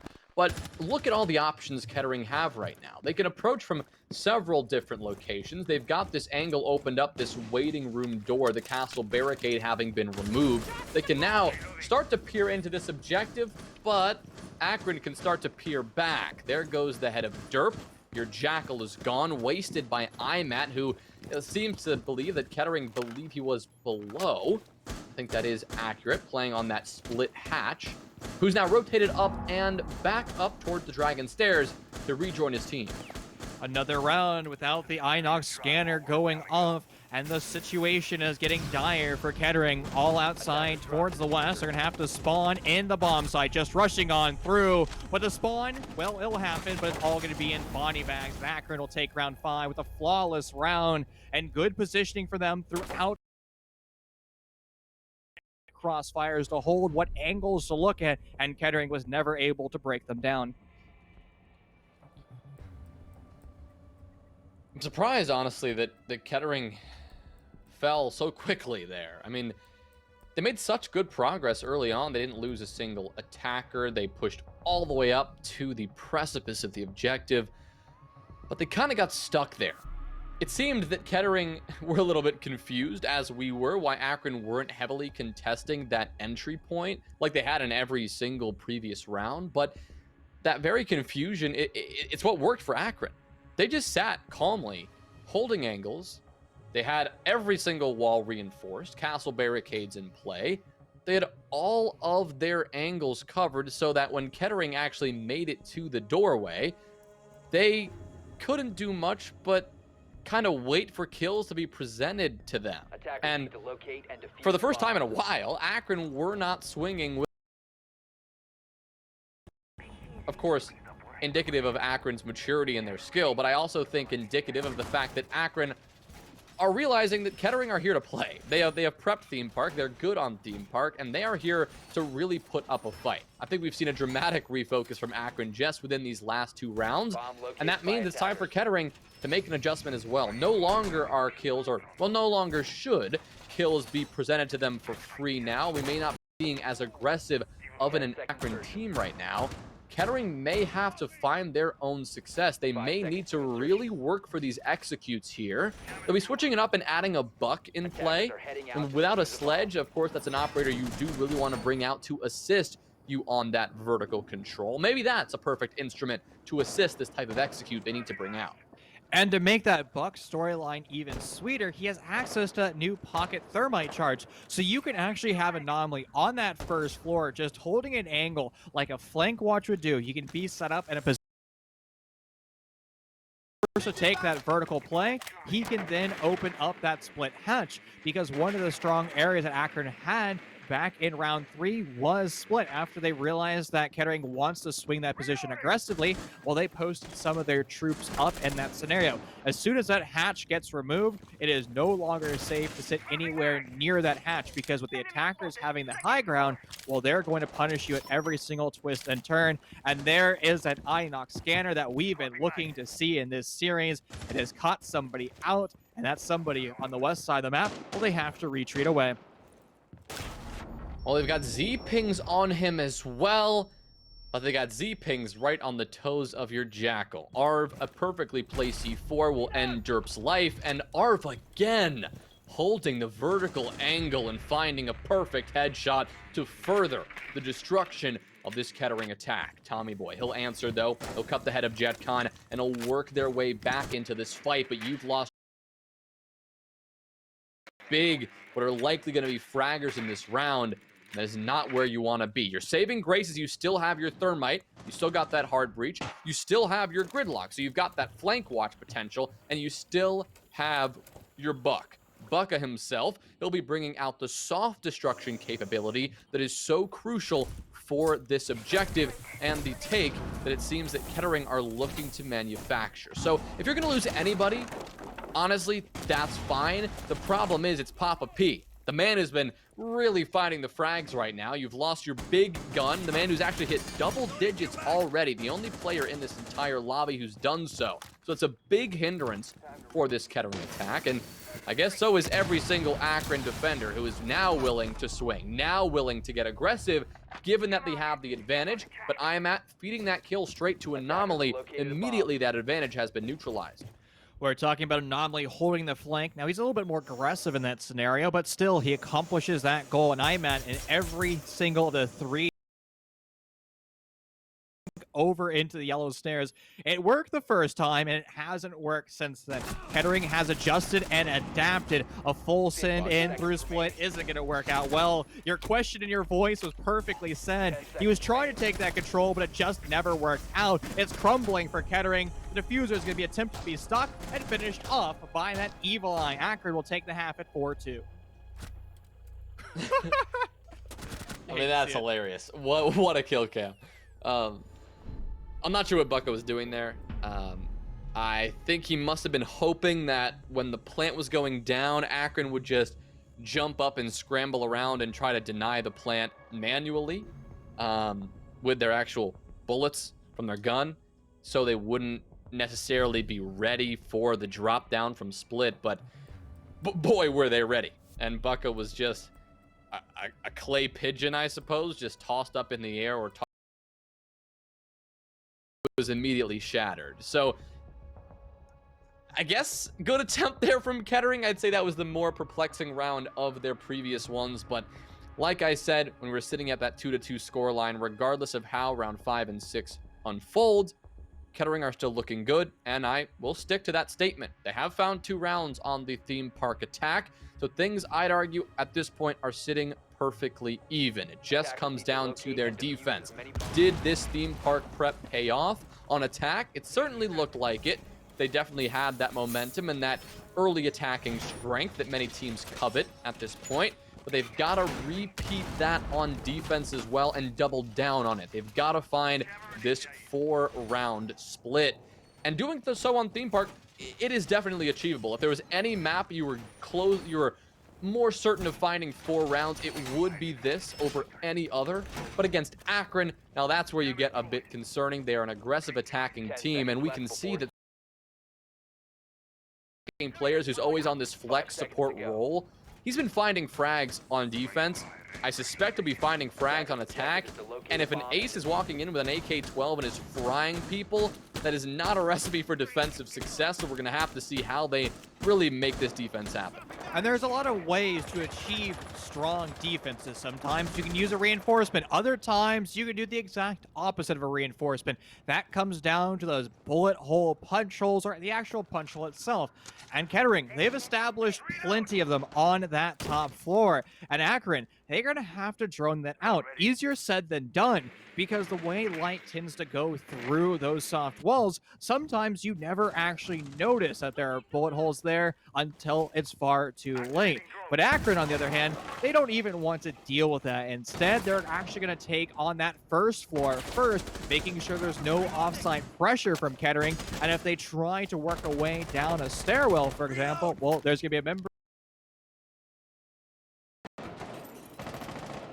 Well, right now it's Kettering who are saying hello through a variety of different angles. So much so in the fact that Hennessy is just spraying and praying, hoping that a bullet can connect with anyone on defense, seemingly terrified of pushing in through cash. Understandably so. I mean, you're dealing with so much of this early pressure, and, well, early pressure that's been successful. Bucka has found the opening pick. That one on JetCon. Yeah, Hennessy gets the response, but you've lost your Zofia now. You've lost a lot of that soft destruction capability, and Hennessy is very low on HP. You need a bullet to graze him, and he should go down.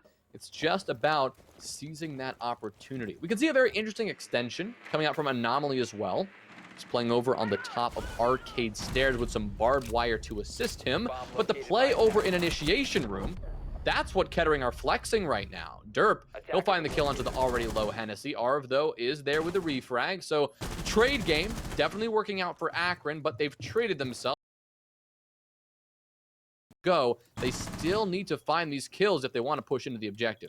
Akron has 2 post up to the east, 1 over the north by those yellow stairs. One of those positions now being removed, and IMAT has gone back and forth between yellow and arcade, and that one evil eye is going to be his great hindrance. He's afraid of pushing up because of that information capitalized by Tommy Boy, and now it's all on Surma. As you highlighted, he was such a strong player throughout this series, but is he strong enough to find 3? He's been droned out with those bullets whizzing over his head. For certain, Kettering knows where he is.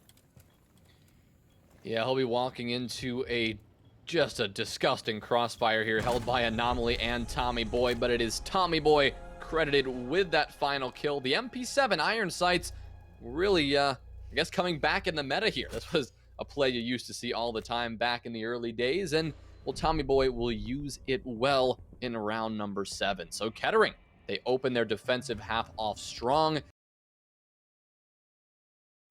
of the map. Doing so on daycare and bunks, generally nowadays the primary objective for a lot of these defensive teams, but what used to be the primary objective and what still is for the occasional team, that is going to be Armory and Throne Room. So they're going to be heading downstairs next, the site where vertical play often reigns supreme.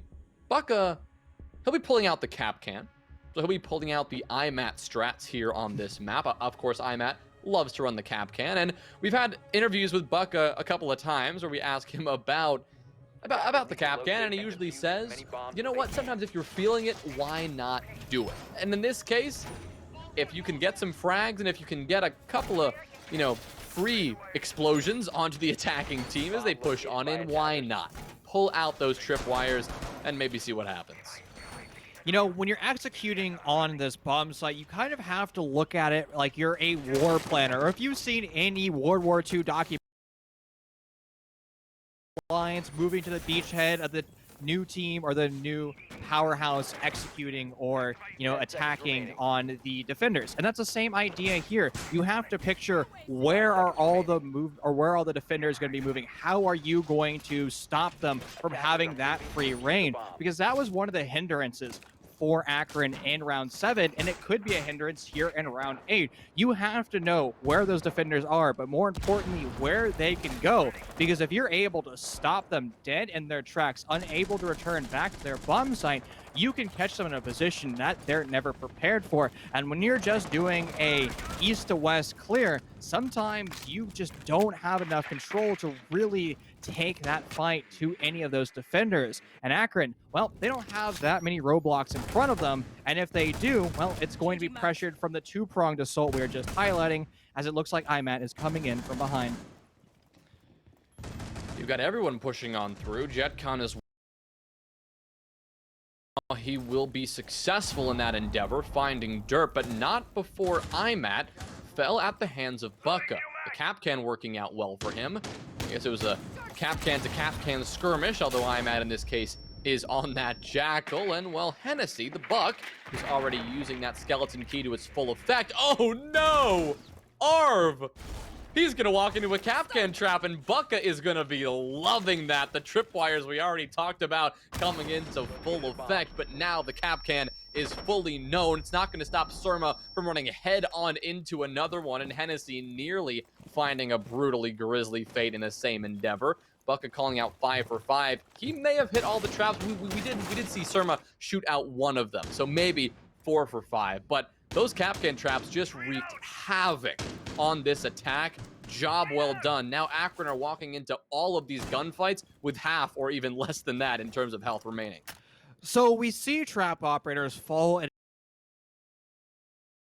because in Rainbow or in any FPS for that matter, you're always going to try to aim at head level. And Capcan traps force you to look not at head level, but at feet level. And you're never really used to that. You've ingrained in your mind thousands of times, whether or not you're running aim labs or Kovacs, to always look at that head level. And when there's an object in game that forces you to look down, sometimes you just forget about its existence altogether. And unfortunately, Akron, them forgetting about that has cost them dearly. And Bucko's still lurking. He has a 3K in this round, converted into a Quan, potentially going for the ace. Serm is in a position to die to that volley of bullets, but he still wants to get this kill. Bucka is temporarily silenced, but still it's a tall order for Akron Zip.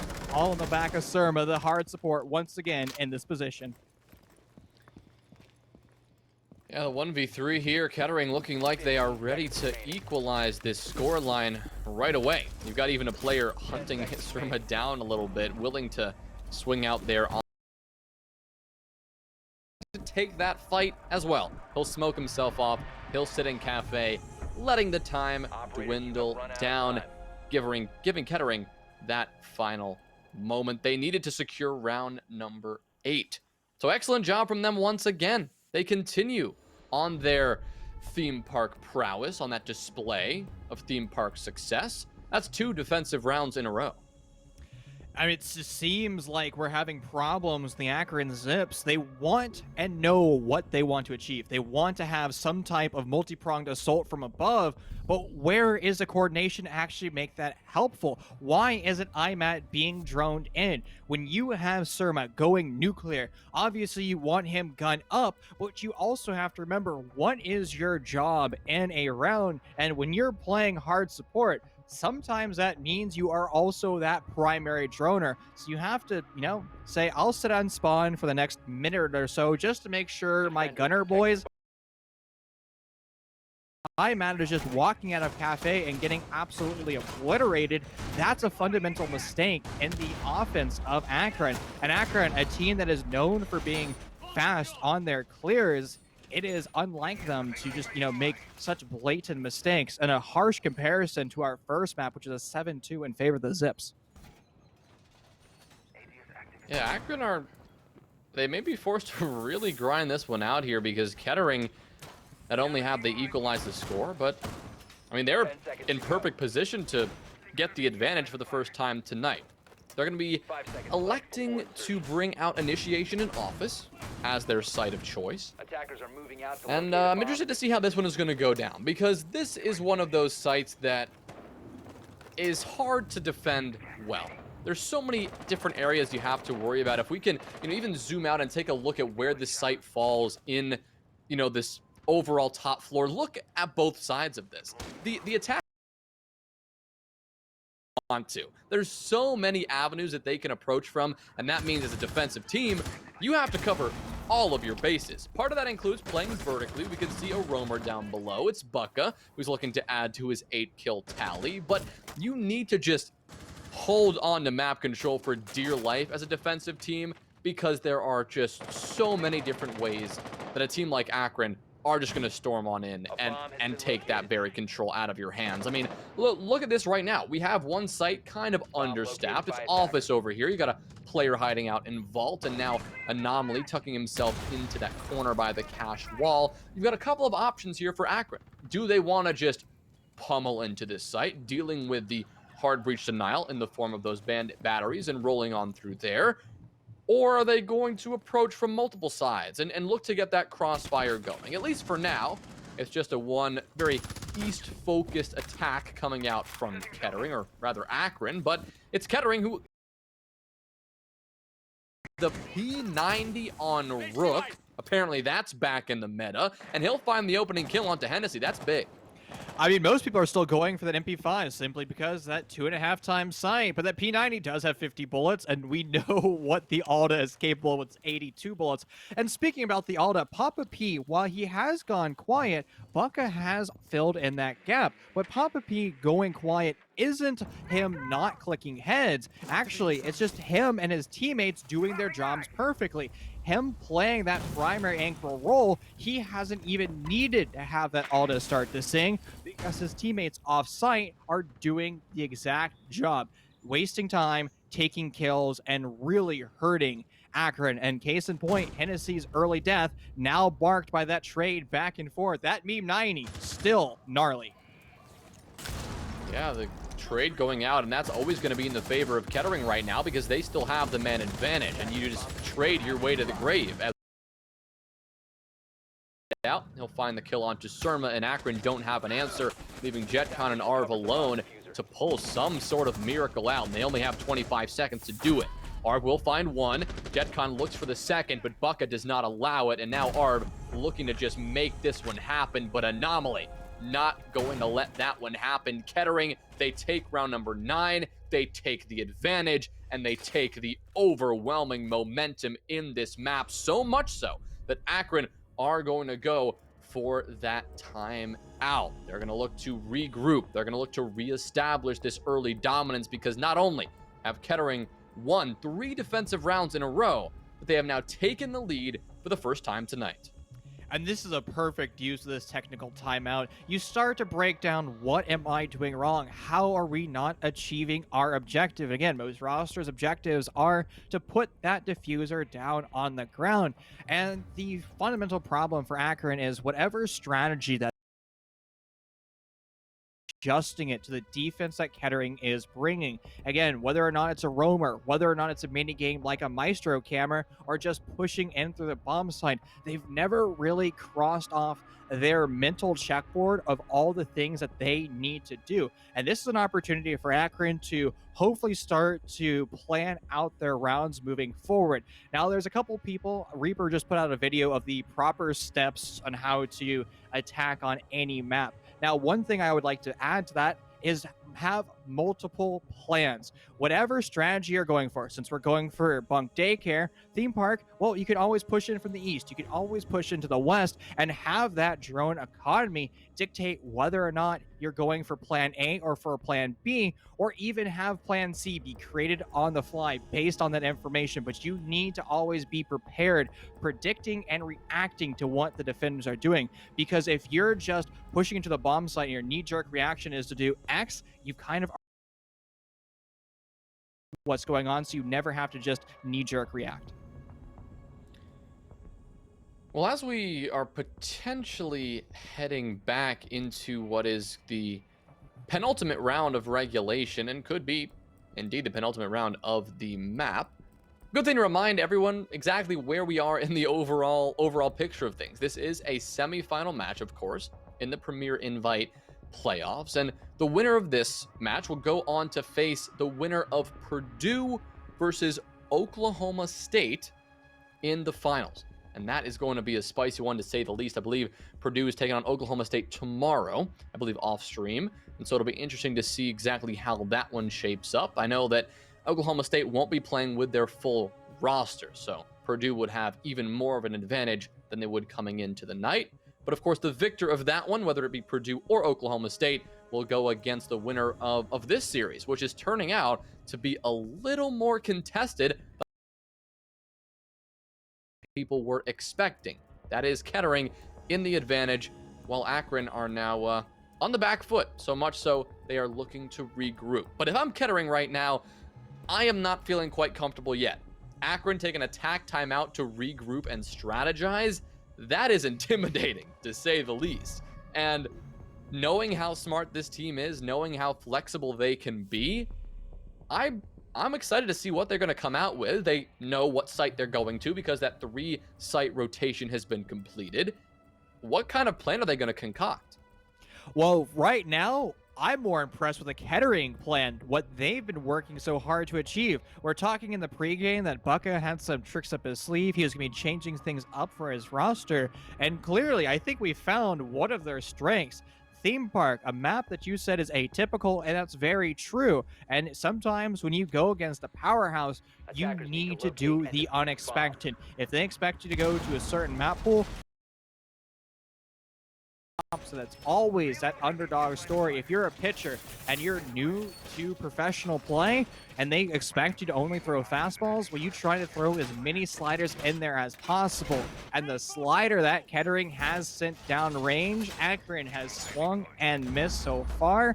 But are they going to end up striking out, or are they able to grab the grand slam in this series? A lot of pressure is going to be put here on round 10 because, again, Kettering takes this victory. That's going to be them on match point.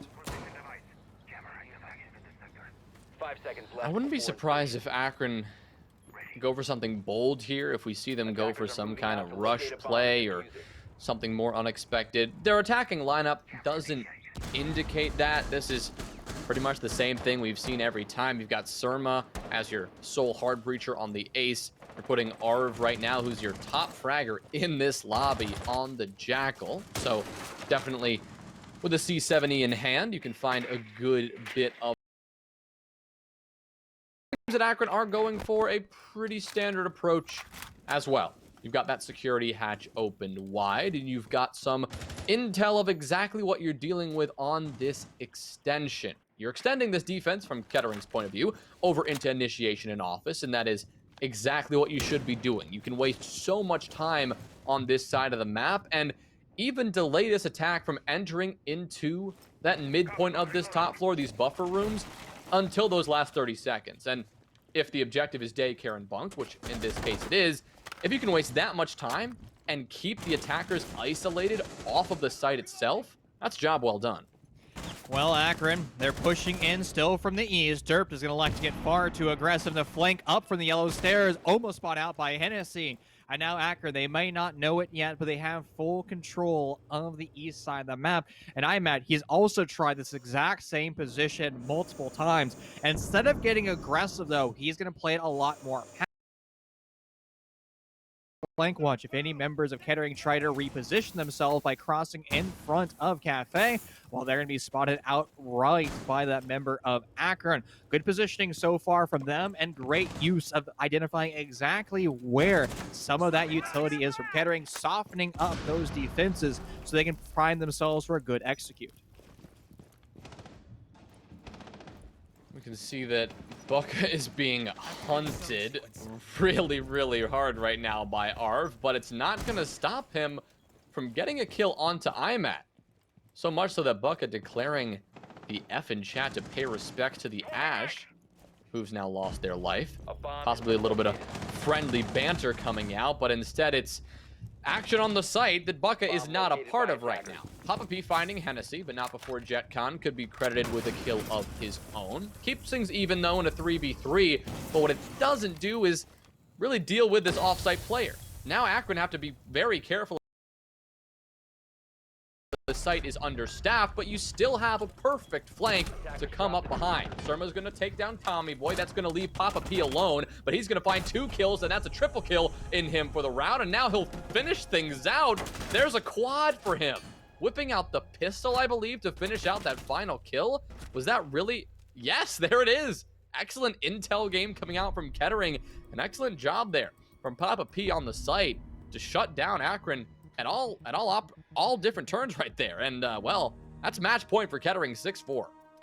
Akron, you can see them trying to make their adjustments, but they're not addressing the fundamental problem of dealing with these roamers. They need to actively create a minigame where their sole initial objective is to make sure they remove the roamers. And if they fall off, you either go for a fast site execute, but that won't be available because you haven't actually softened up that bomb site, or you continue on that roam clear. Because of the map, using it as a highway where they go back and forth, it's just hindering Akron too much. You know, the Cold War, one of the things that the United States wanted to do was create a giant global network of roads so they can move their troops back and forth. Kettering is doing that exactly right now with their defense. So if Russia was ever to attack the United States, well, they'd blow up one of those roads. Akron, they need to develop a nuke, and they need to start making cutoffs. It took me a second for my brain to process that analogy, but it makes perfect sense. Yeah. I mean, you've got to really work on eliminating not only 10 the flow of seconds remaining. defensive players itself, but I mean, look at the flow of information 5 that seconds Kettering left had before at their insertion. fingertips in the previous round. They had pings on the last few players. They knew exactly where they were, and that enabled Papa P to just go massive with the Alda and with the pistol. Information on a map like this is so valuable, and Kettering are using it to perfection. That's what's earned them this match point position. They have not only match point, but a 2-round cushion over Akron right now. And the team that came in to these Premier playoffs unexpectedly, because UGA, of course, has been removed from the Invite League. They are impressing a lot of people. They're impressing me right now. I can say that for certain. I'm not going to speak to everyone out there, but I can tell you that Kettering look good. And well, they're going to be looking to finish this one out rather quickly. They've got 2 rounds to do it. You've got Dirt playing a bit aggressive here in offices, looking to contest this early pressure coming in from Akron, but that over-aggression will be punished.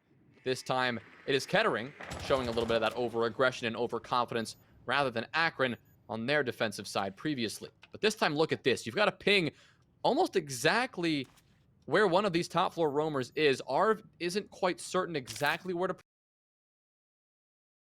The Jackal just will focus on creeping on up, maybe scanning a little bit of those feet so we can get a good idea of exactly what he's dealing with. But at least for Hennessy, he won't be able to deal with anything because he just had a C4 tossed right to his feet. Good trade, though, from IMAT. He'll answer right back, and there goes Bucka to keep Akron in the advantage. Well, we were talking about that Cold War metaphor, and IMAT will play it out perfectly. He cut off the highway, made sure that Kettering was unable to use it, and he gets that kill for the first time. The duel between Buck and IMAT, at least on the attacking stint of Akron, will go in favor of IMAT and Akron. Now, Kettering, for the first time in a very long time, they're going to find themselves with the man disadvantage. The majority of their troops are still on the bomb site, but Akron, they're not quite ready to go for this execute. They still have a few more steps in front of them, continuing with that vertical holes, removing that ceiling, and also opening up yellow. So far, Akron has set themselves up for a linear execute, all with a plant in yellow. These avenues into the objective. The question is, do they have the intel? The 5 drones they have to work with, that'll be enough to spot out the head of Papa P, as IMAT will make that certain. They didn't know Tommy Boy was busy fragging out, so he will get 1 kill to make this one a little bit harder for Akron. But now with the plant going down, and now with the coverage being applied from not only IMAT on the objective, but 1 player above, this one is going to be tough for Kettering. There goes IMAT. He'll find 1. Tommy Boy responds with a kill of his own, but now he's alone in a 1v2 situation. Arv, he's on the vertical, and IMAT, he's 1 HP and prone in the objective. Tommy Boy needs to get aggressive here. A C4 could do that, but IMAT will be hiding prone in what looked like a client-side body. Yep, there it is, the eye of the bandit, staring us right in the face, and he will claim the kill. That gives Akron just a bit to hang on in this map. We are now seeing round number 12, still match point for Kettering, but Akron only 1 round away from tying things up. Well, he definitely put the eye back into Matt. That's on the struggle bus so far in this series, allowed to evolve into his fragging potential. Sometimes you just need to mix things up enough, or you read into a strategy enough. One of the problems of going to a bomb site multiple times is after a certain point, the attackers should be able to read into your defensive play. And if you've shown your strategies, change things up. That goes back to round 2 and 3. Those were the thrown executes that Akron had on defense. They ended up losing both of them, but they're constantly evolving their strategies to attempt to deal with those round losses. Now, Kettering, having won thrown multiple times, they should still follow on that same mindset. Just because it's worked once, that doesn't mean it's going to work again. If we look at most bomb sites at max, they have a 66% chance of winning. That's the highest win rate on any bomb sites. Some of the bomb sites here on Throne are below 60. So that means half the time, more or less, you're going to be winning these bomb sites, which means you as an IGL or the hive mind of a defensive IGL, you have to basically say, all right, let's change up our roam. Let's change up where we're putting some of that utility, so that way the attacking front, they're not going to know quite as much as they once did.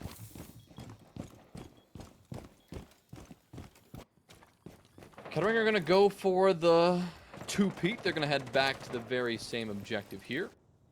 And they'll be looking to respond to the Akron attacking success, which had been completely absent from this matchup until, of course, just one round to go.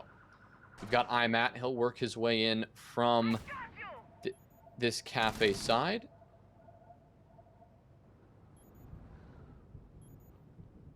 No.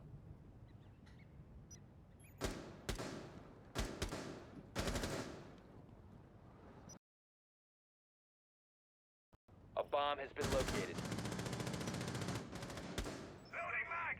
Second floor.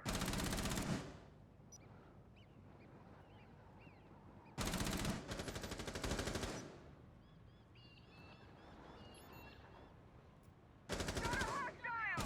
Second floor! Reloading!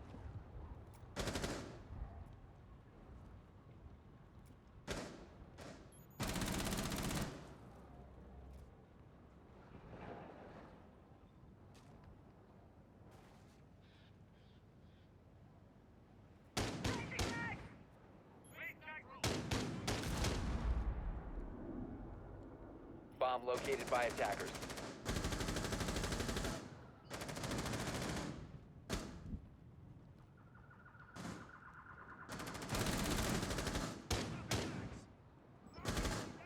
Second floor! Swapping mags!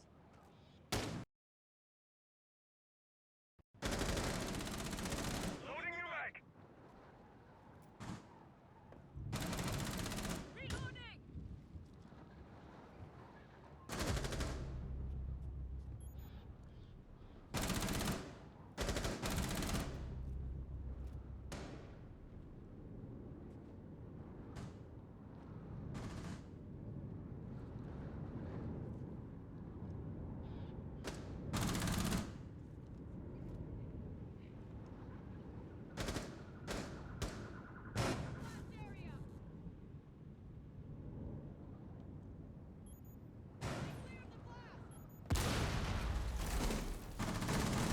Attackers dropped the diffuser.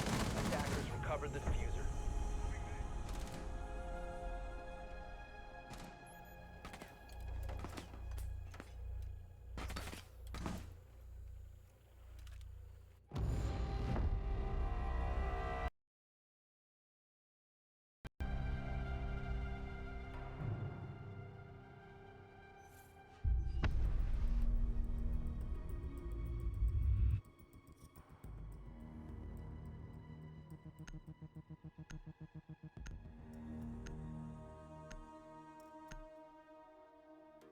I'm on my own, broken alone. I feel the rain crashing down this empty town. I'm searching for the lost and found, but you don't care, you're unaware. Keep moving like the scars aren't even there. It's in the air like a blazing flare. Just stare 'cause the flames will burn us. I thought you were the one for me. That's why I gave you everything. Held you close by the stormy seas. Oh, you meant the world to me. I used to kiss your head, hold your hand while the pain was over. Keep you warm by the roaring sea. You meant the world to me.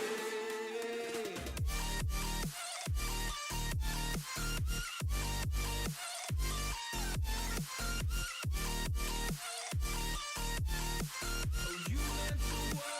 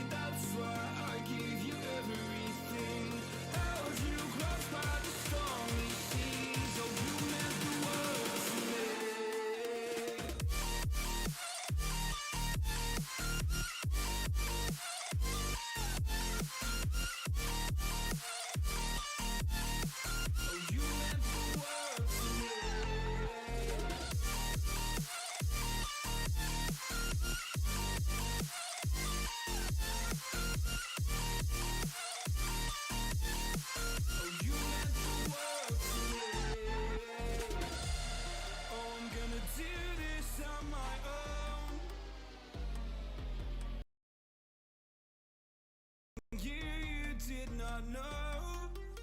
Oh, I thought you were the one for me. That's why I give you everything.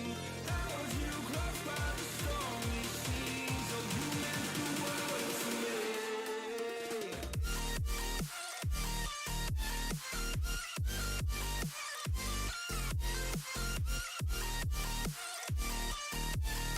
Oh, you meant the world to me.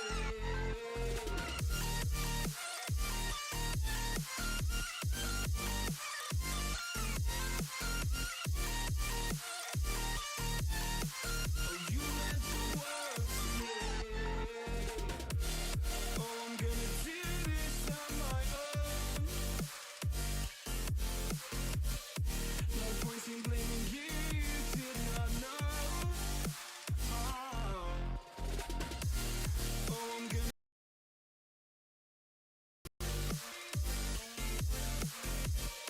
No point in blaming you, you did not know. I thought you were the one for me. That's why I give you everything. Held you close by the stormy seas. Oh, you meant the world to me.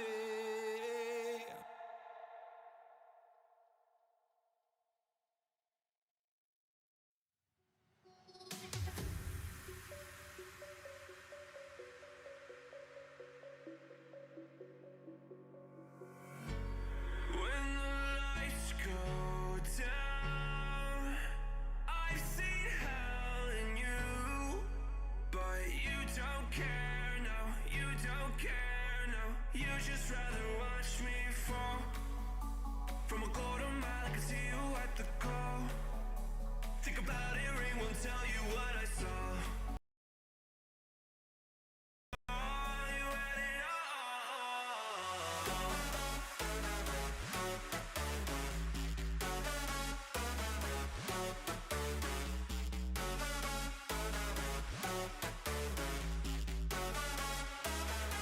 You said you wanted to fall into oblivion.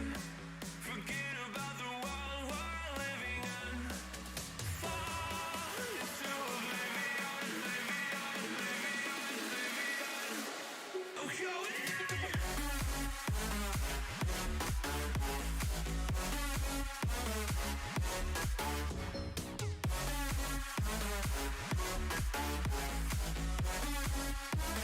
Fall into oblivion.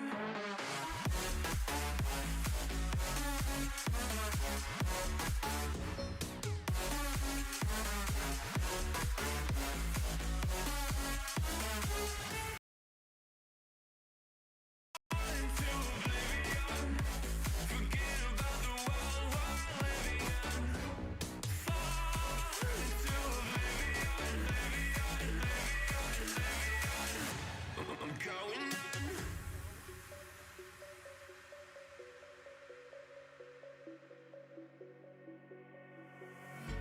You can't fall asleep when you're counting stars. Get it together. Your mind can't sleep when you let it serve. Now you wanna see me fall from a quarter mile. I can see you at the call. Think about it, ring won't tell you what I saw. When you break it up, you'll see who had it all. You had it all.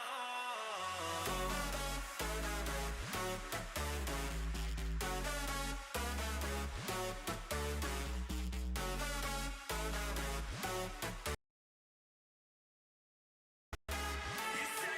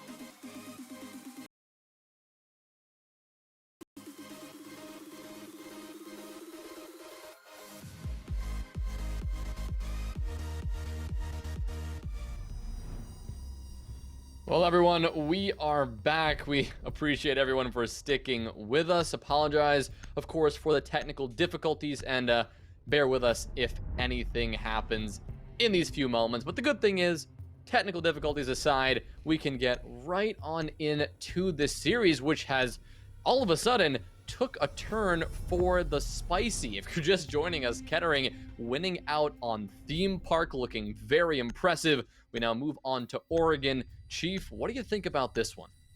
Well, I was critical of Kettering for making mistakes on their drone clear. They addressed those mistakes in the theme park, and it's almost like they hit Akron with the drone mistake bug because the Zips started to make those exact same mistakes. So we know that both teams are capable of strong roam clear, and we know that, which means that they're capable of learning lessons. And that is the most important factor moving into Oregon. What are they going to bring to the table? What lessons have they learned? How are they going to reverse engineer it? And how are they going to be the team that is victorious? Because this is a best of 3 series, and one of these rosters will be moving on to that grand final, where they'll be playing against Purdue and Oklahoma State. Well, here we go. With our band phase now completed, we'll get on into round number 1, where Akron will, of course, be starting out their defense, electing to do so on this basement site. So we'll see how they manufacture this. We can see based on their lineup, nothing too surprising here. The castle is the only thing that really catches my attention. You don't often see a castle on this downstairs objective. Generally, that is reserved for something of a roam extension, and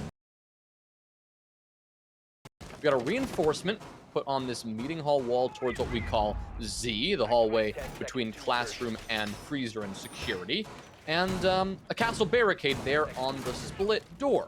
Hennessy setting up this rotation, so indicates to me that we've got a pretty heavy roam going down in meeting hall right now. Hennessy setting up some mute jammers as well, opening up this E-box hatch so they have a rotation point. I would expect, yes, as this utility now indicates, we're going to see this extension extend all the way over into kitchen and security as well. So wrapping this map control all the way around from the main lobby side over towards that freezer side, Akron are going to be looking to stall off this top-down clear for as long as possible. And if you're familiar at all with Oregon, not just this iteration, but the original iteration of this map, this is the best way of paying homage to it, because the best way of holding it downstairs and basement was making your bomb site as big. You're stuck in a basement is to go vertical. And Kettering, well, they now know what is up in their favor, and now they have to make the decision. What do I attack? Do I clear out this meeting room floor? The only way to do so is to start upstairs in dorms, or do I go for a swift site execute? They're electing to go for the foremost of those options, clearing up that top floor. Very similar to how you'd execute on the meeting room bomb site. You remove all of those defenders in those positions, and then you have to reverse engineer that once again and go for the basement execute. It can take a lot of time, and it's also look like it's going to take a lot of hard breach gadgetries, thermite, anomalies. Force use one of them on that attic hatch. Well, hard breaching will get you at least a little bit more progress, but what it's not going to help with is finding IMAT, who's just tucking away and hiding in just about every place on this map, and now finds himself all don't seem to be aware of this. Maybe a drone. I mean, I don't see anything nearby. Derp has his back towards him, and Hennessy, with a distracting move, is actually going to net him a kill. M590 in hand, walking straight up the freezer stairs, bodying the Yana, and sending Derp to the grave. Papa P now filling those shoes, pushing down into freezer himself, but he hasn't dealt with IMAT, who's now opened up his own little rotation hole, and now maybe looking to get aggressive. What he's doing is just waiting until these last few moments, waiting to an opportunity to strike where Kettering are committed to an execute and where he can single-handedly shut it down. We can have Bucka here pushing down the main stairs. He'll take quite a bit of damage, finished off by that Pokeball, and Tommy Boy, in fact, actually ends IMAT who actually got a little bit aggressive a little bit too quickly. But as Tommy Boy walks down Freezer, his push will be ended immediately by Hennessy. And now with 10 seconds left, Papa P has nowhere to go. He'll fry one, but now he has to get 2 more players. He'll line them up. Player and pillar, but there's no time to do so. Surma, a good angle is found, and JetCon with the Alda in hand finishes off Anomaly. A messy one, but they'll take round 1. A perfect example, the power of the extension upstairs.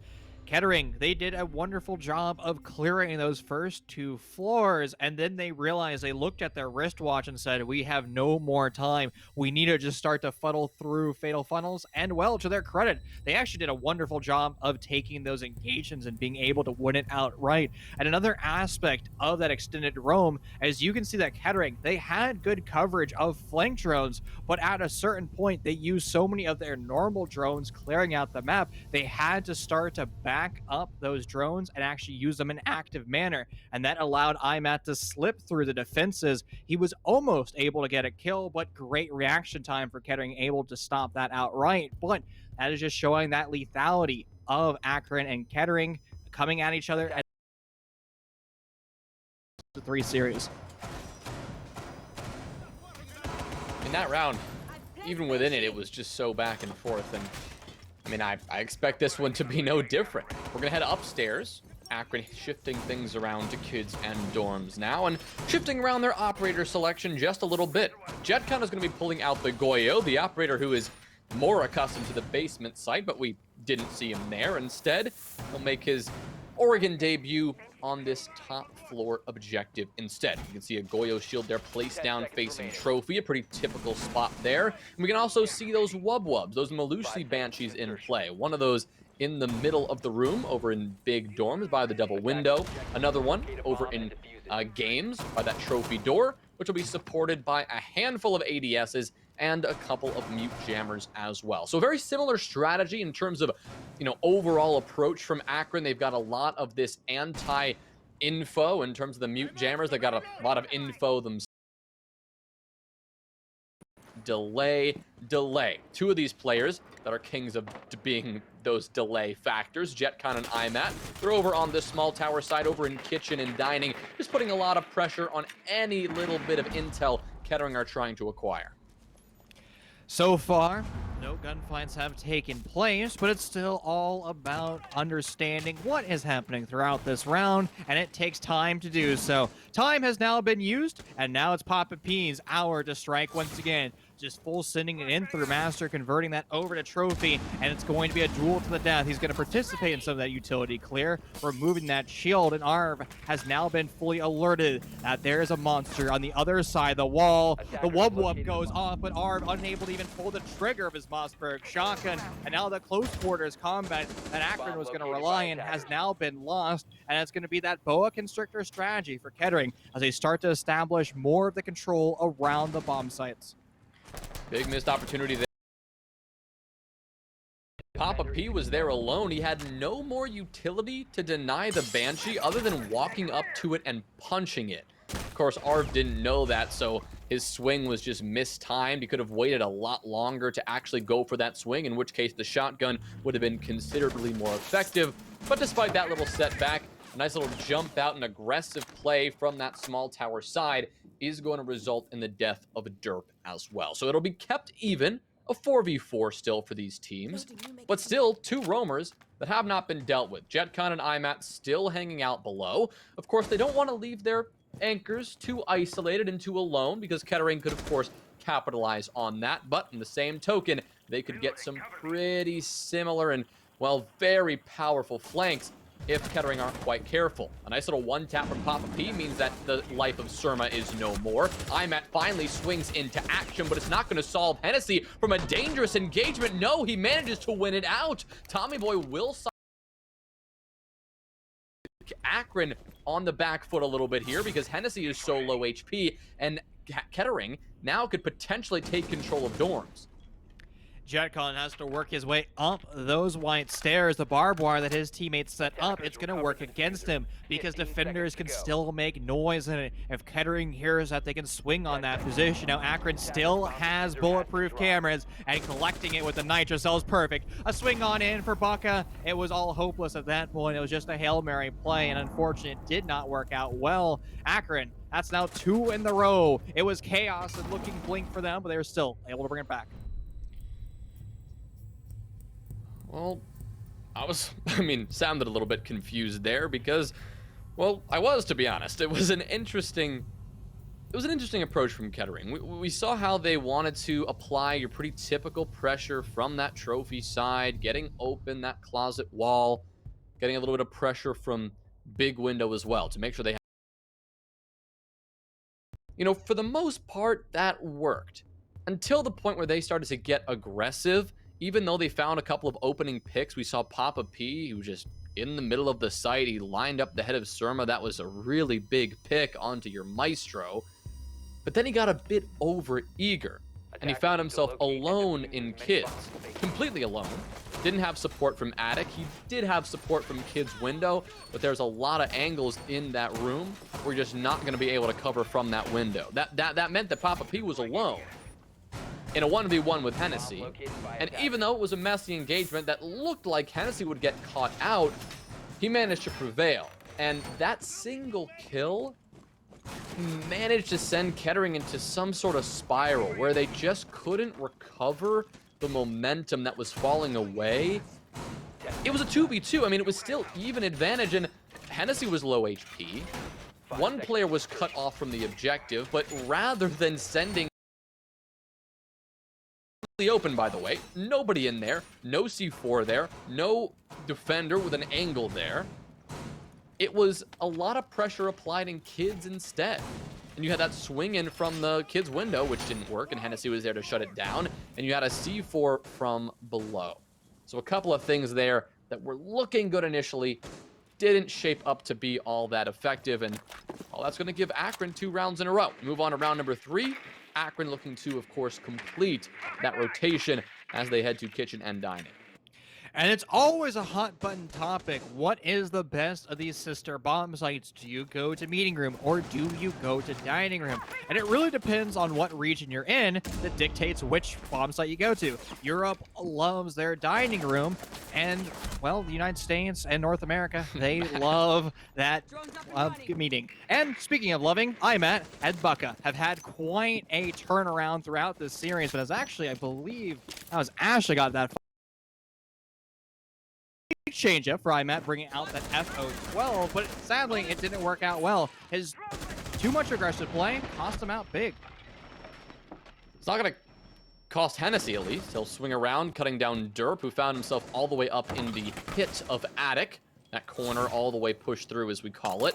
But Hennessy is still here. He hasn't made the smart decision to fall away, and now is in a very dangerous position. Bucka confirms that Hennessy should not have been overstaying his welcome, and will confirm the kill along the way. So Kettering now find the advantage after an early good pick onto Imat, who of course experienced a little bit of a buggy hatch there, and well, they're going to continue to use that advantage the whole way through. There goes Anomaly. He'll pick up another kill, forcing Surma and Arv, who only have 1 kill between the two of them, to lock down this objective against 4 attackers who now have complete control of this top floor.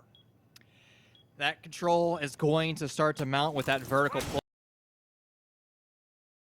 Flashbangs are going to do the exact same storyline. Bucka's sprinting on through with no drone coverage, will lose his life to Surma on that Alna, but that will confirm to Kettering that everybody is somewhere towards the west side. You can start to go for a plan, but aggressive Jack-in-Box strategy is not going to help Papa P at all, but we will now find ourselves in the post plan. Diffuser planted, and it's a dangerous position to Arvin. He knows that he's in a crossfire. He has that information from that yellow ping. He's going to tank that gunfight, almost grabbing that head. Tommy Boy will lose a little bit of that HP, but still not quite enough to be fully lethal. R is going to elect for the aggressive gunfight, actually on that bomb site, able to win it. Now it's a doomsday hour, but unfortunately, Tommy's still holding that angle, is able to take that duel. Kettering taking the quaternary bomb site in round 3. Well, that's well played from them, wasting no time in taking that vertical control, using that to find kills and to take control of the objective as well. Of course, Akron certainly not happy about that one. IMAT on his screen, it wasn't. He thought it was open, so he tried to drop in. He got caught out, and what would have been ordinarily a pretty safe drop out and rotating away, not getting over aggressive, playing it smart, turned out to be IMAT in his grave. Hennessy, feeling the pressure to answer that back, got aggressive, and while he was able to find one kill, he refused to fall away immediately following that, and well, he died as well. And at that point, you lost vertical control way too quickly. Kettering had enough time to get intel, get picks, and great job from them overall. When they moved ahead towards that execute phase, I really thought Arv had a shot there in terms of denying them in the post plant. He was able to find one, but not the second. But something that came to mind is that that's probably what, the third or fourth time we've seen the Echo in play. And I don't know about you, Chief, but I don't know if one time we have heard that sweet, sweet sound of the Yokai drone sending out its sonic pulse and denying a plant. See, that's the kind of the problem with Echo. You're relying on Echo to be alive in the dying seconds of the round. Fundamentally, that's not a problem. The thing is, usually Echo is in a clutch scenario or in a scenario where he has to be gunned up. So you rely on your teammates to use those Echo drones as a Valkyrie camera that's stuck to the ceiling. Again, fundamentally, there's nothing wrong with that, but if you're bringing the Echo to have that drunken blast, it's not really accomplishing its job. If you're bringing the Echo drone as a Valkyrie camera, I'll accept that, and we can move on with that point. But again, it's just the opportunity cost of utility. It is what you're trying to accomplish with that utility, and it's going to be the same storyline as we see Kettering in a position to go for the rush. When you have an extended roam upstairs, one of the byproducts the attackers can do is just sending it into the bomb site. I mean, sometimes it just comes down to that, you know? It just comes down to just pushing in and just use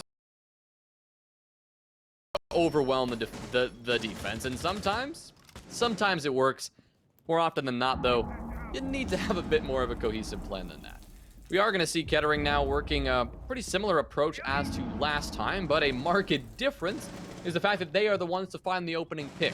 This one is on to IMAT. He'll not be allowed to roam or hang around the closing seconds of the round. And, well, Derp is going to shut down Hennessy as well, so that's 2 early picks for Kettering. Surma finds one, now a second. Great shot there in response. That immediately neutralizes this one and gives JetCon something to work off of. Unfortunately, a flashbang is going to full blind the Maestro. It's not going to prevent Surma from finding another kill of his own. That one onto the frag legend of Papa P, who has been popping off in this matchup constantly. It's going to leave Anomaly and Tommy Boy all alone. They're both pressuring from this laundry side, and Akron, they know this full well. They're going to be looking to shut this one down. You've got Surma playing close behind the bomb chassis. JetCon, they have this perfect crossfire, and the guns will, though. Tommy Boy lines up one head, now the second, as Arv was able to find up one kill, and he'll get the next one. Great shot there from Arv. Akron recover round 4. Surma was the saving grace for Akron. Close quarters and tucked or between the bomb site and the wall. Again, good positioning for him, able to take those duels.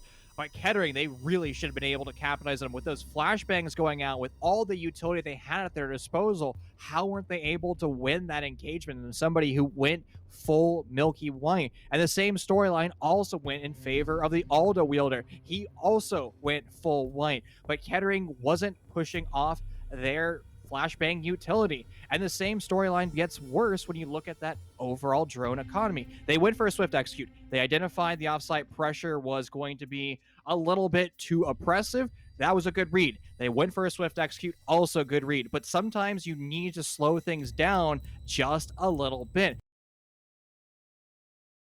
Theme park, you need to take a deep breath and then go for that execute, because again, if you have more than 100 seconds left on that clock, that is one of the best assets to have in a game, and make sure you cash in on that.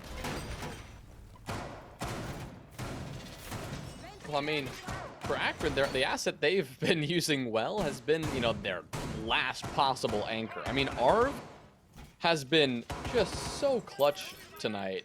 And that last round, I mean, was no exception. 10 seconds Just left finding that before long insertion. angle with the UMP, finding those last 2 kills when it looked, 5 seconds to well, it insertion. initially looked good, but then all of a sudden so dire for Akron as Kettering were able to really make that laundry push work, which isn't something as casters we say often. Those freezer and laundry takes are just so hard to do well, especially for collegiate teams who, you know, sometimes in a situation like that, it just comes down to gun skill, and for a good situation and never a good environment to let your gun skills shine. Didn't stop Kettering, though. It didn't stop Tommy Boy for getting probably the greatest shot we've seen so far tonight, but IMAT is quick to squash the momentum in hopes that Kettering were trying to build on this Oregon attack. He will go for a ruthless spawn peek, and that is going to mean the end of Derp. It's really been an unfortunate night for Derp. He's not had as typical of a performance that we see from him. Normally he's up there, you know, playing that flex support role tonight, playing sometimes these fragging roles. You expect Derp to find these greater numbers, and it is just not the case so far right now. And I mean, he's hungry for numbers. This isn't a fragger, but he's going for the frags. He swings out on Papa P, and the very same engagement we saw unfold in round number 1 now goes in favor of Akron. Tommy Boy finds a kill of his own, but he can't do much to prevent every single one of his teammates from falling by the wayside, except for his hard-breaching friend in... You did lose IMAT in the process on Akron, but these frags were massive, and now you're up in a 4v2. Yeah, Arv was forced to make that swing simply because his ADSs were burned away. He was too vulnerable to a potential frag grenade. While not unavailable for Kettering, but still, you have to have that in the back of your mind as a defender sitting in that position. There could be a frag grenade coming my range, and it's just too risky to just sit in a corner the entire time. Now, he was able to get that shotgun off. A little bit of damage dealt out to Anomaly, but Anomaly able to open up the wall. Impact grenades going out, fully missing. Now Anomaly has control of that South Games wall. That can be an additional insertion point for Kettering. That flashbang dump says it will be that 90-degree crossfire flood in and trying to take as many of these duels against the 4 remaining members of Akron. You don't often see the ADSs actually reset in their cooldown and burn more flash grenades, but we already highlighted the first situation where the attackers were forced to burn it, and there's a second. Hennessy's going to look away at the chance to get a kill onto Surma.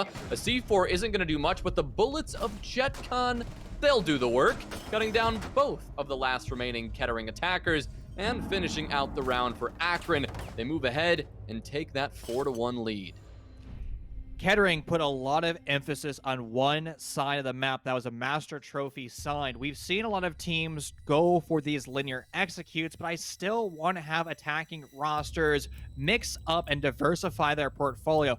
Open up North Attic. You know IMAT is roaming there. You can try to drone him out and catch him when he's coming back to his bomb site, or if at minimum your heart is stuck on that trophy execute, just open up that big window. You don't have to go through that position, but just opening up that window will change up how the defenders are going to be rotating through that bomb site. Because when that window's open, essentially, there's a large no man's land that is created between the 2 bomb sites, and a defender, if they want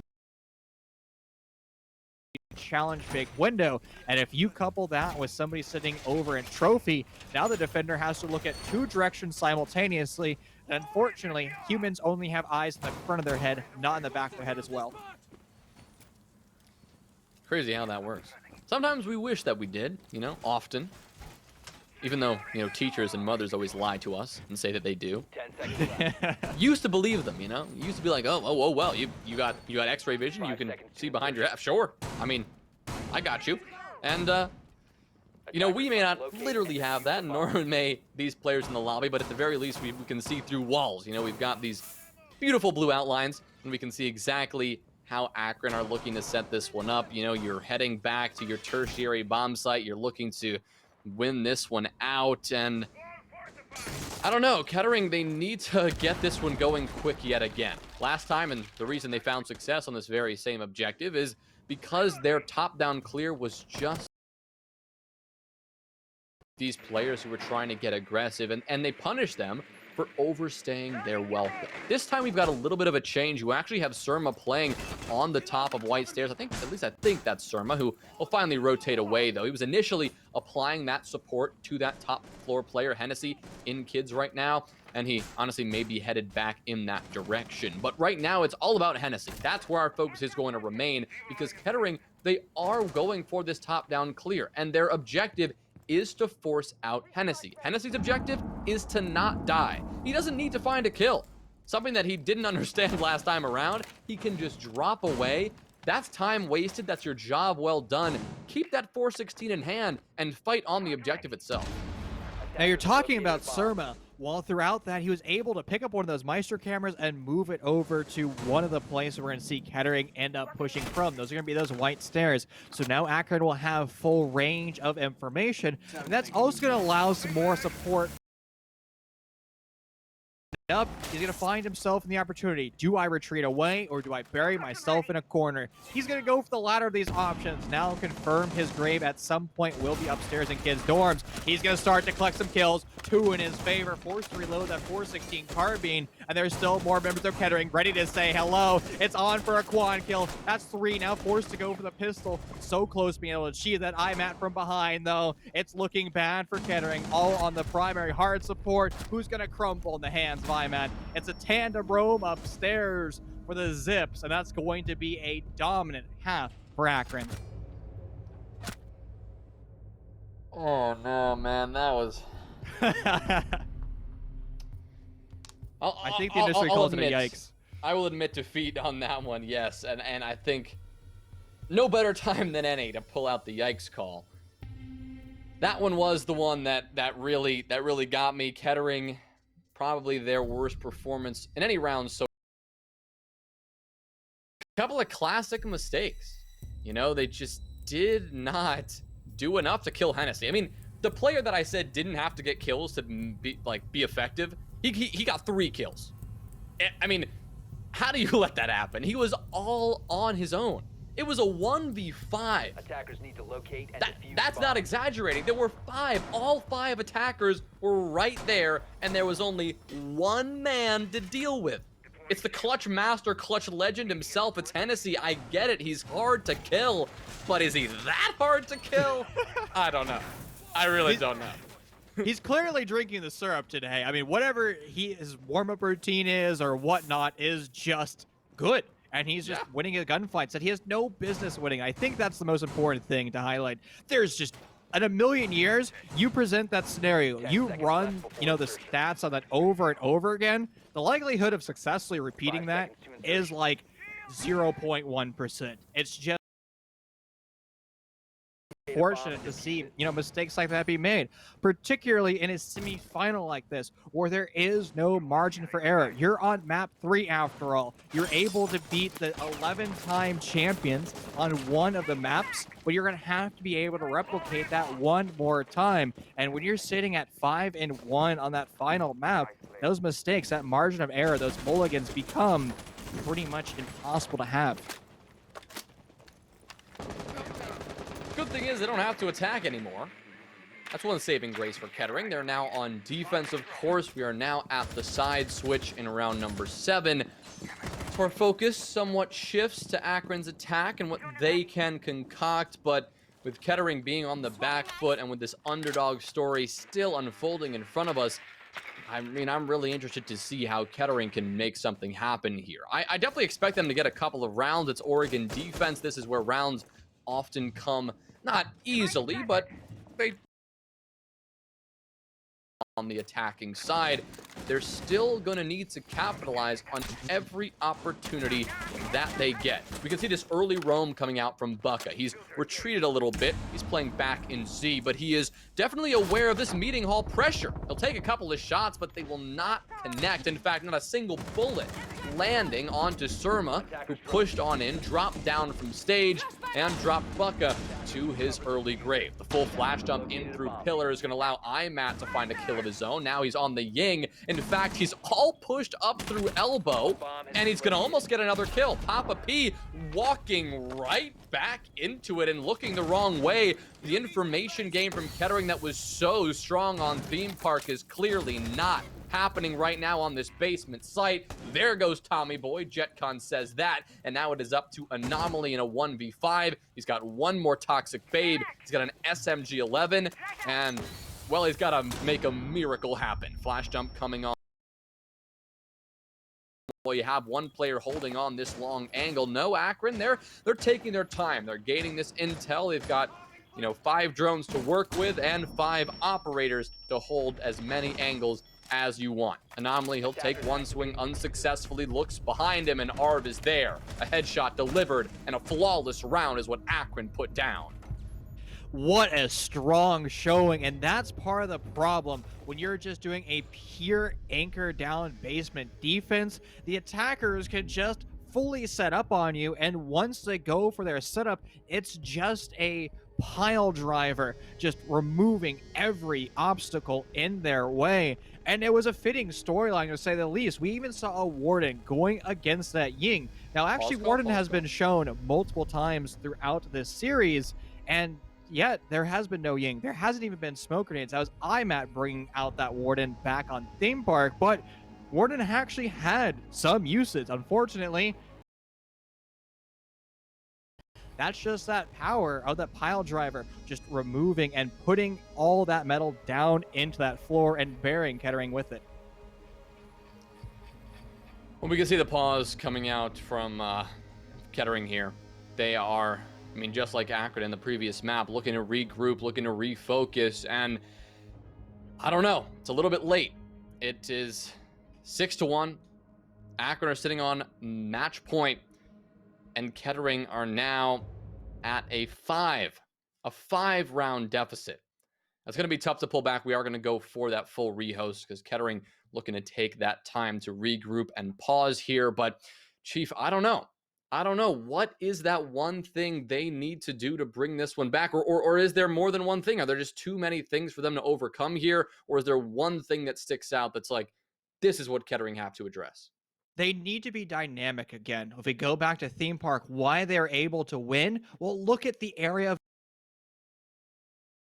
all over the place. They were tucked in corners. They were sniping away drones. They were rotating back up stairwells. But the one defense that we've seen from them was far from dynamic. They just put themselves in chairs downstairs in the basement. They cracked up in a cold one and started to watch TV. That isn't a good way of defending a bomb site. You need to be that hooligan strategy. Look at what IMAT was just doing to you on your attacking stint. He was sitting in a corner waiting for members of Kettering to walk on by and shooting them in the back, exploiting the bad drone economy. There was a member of Kettering somewhere over on that top floor, either by trophy or in dorms. Why was he recalled so early? Was it because that swift execute, or was it some other reason? They had some active play, but they never really leveraged it.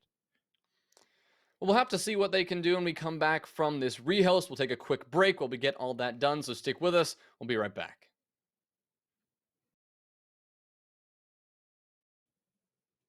No, so I choke you down just like a pill.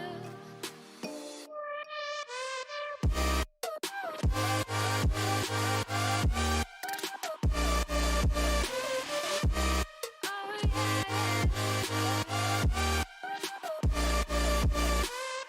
Take you like a pill.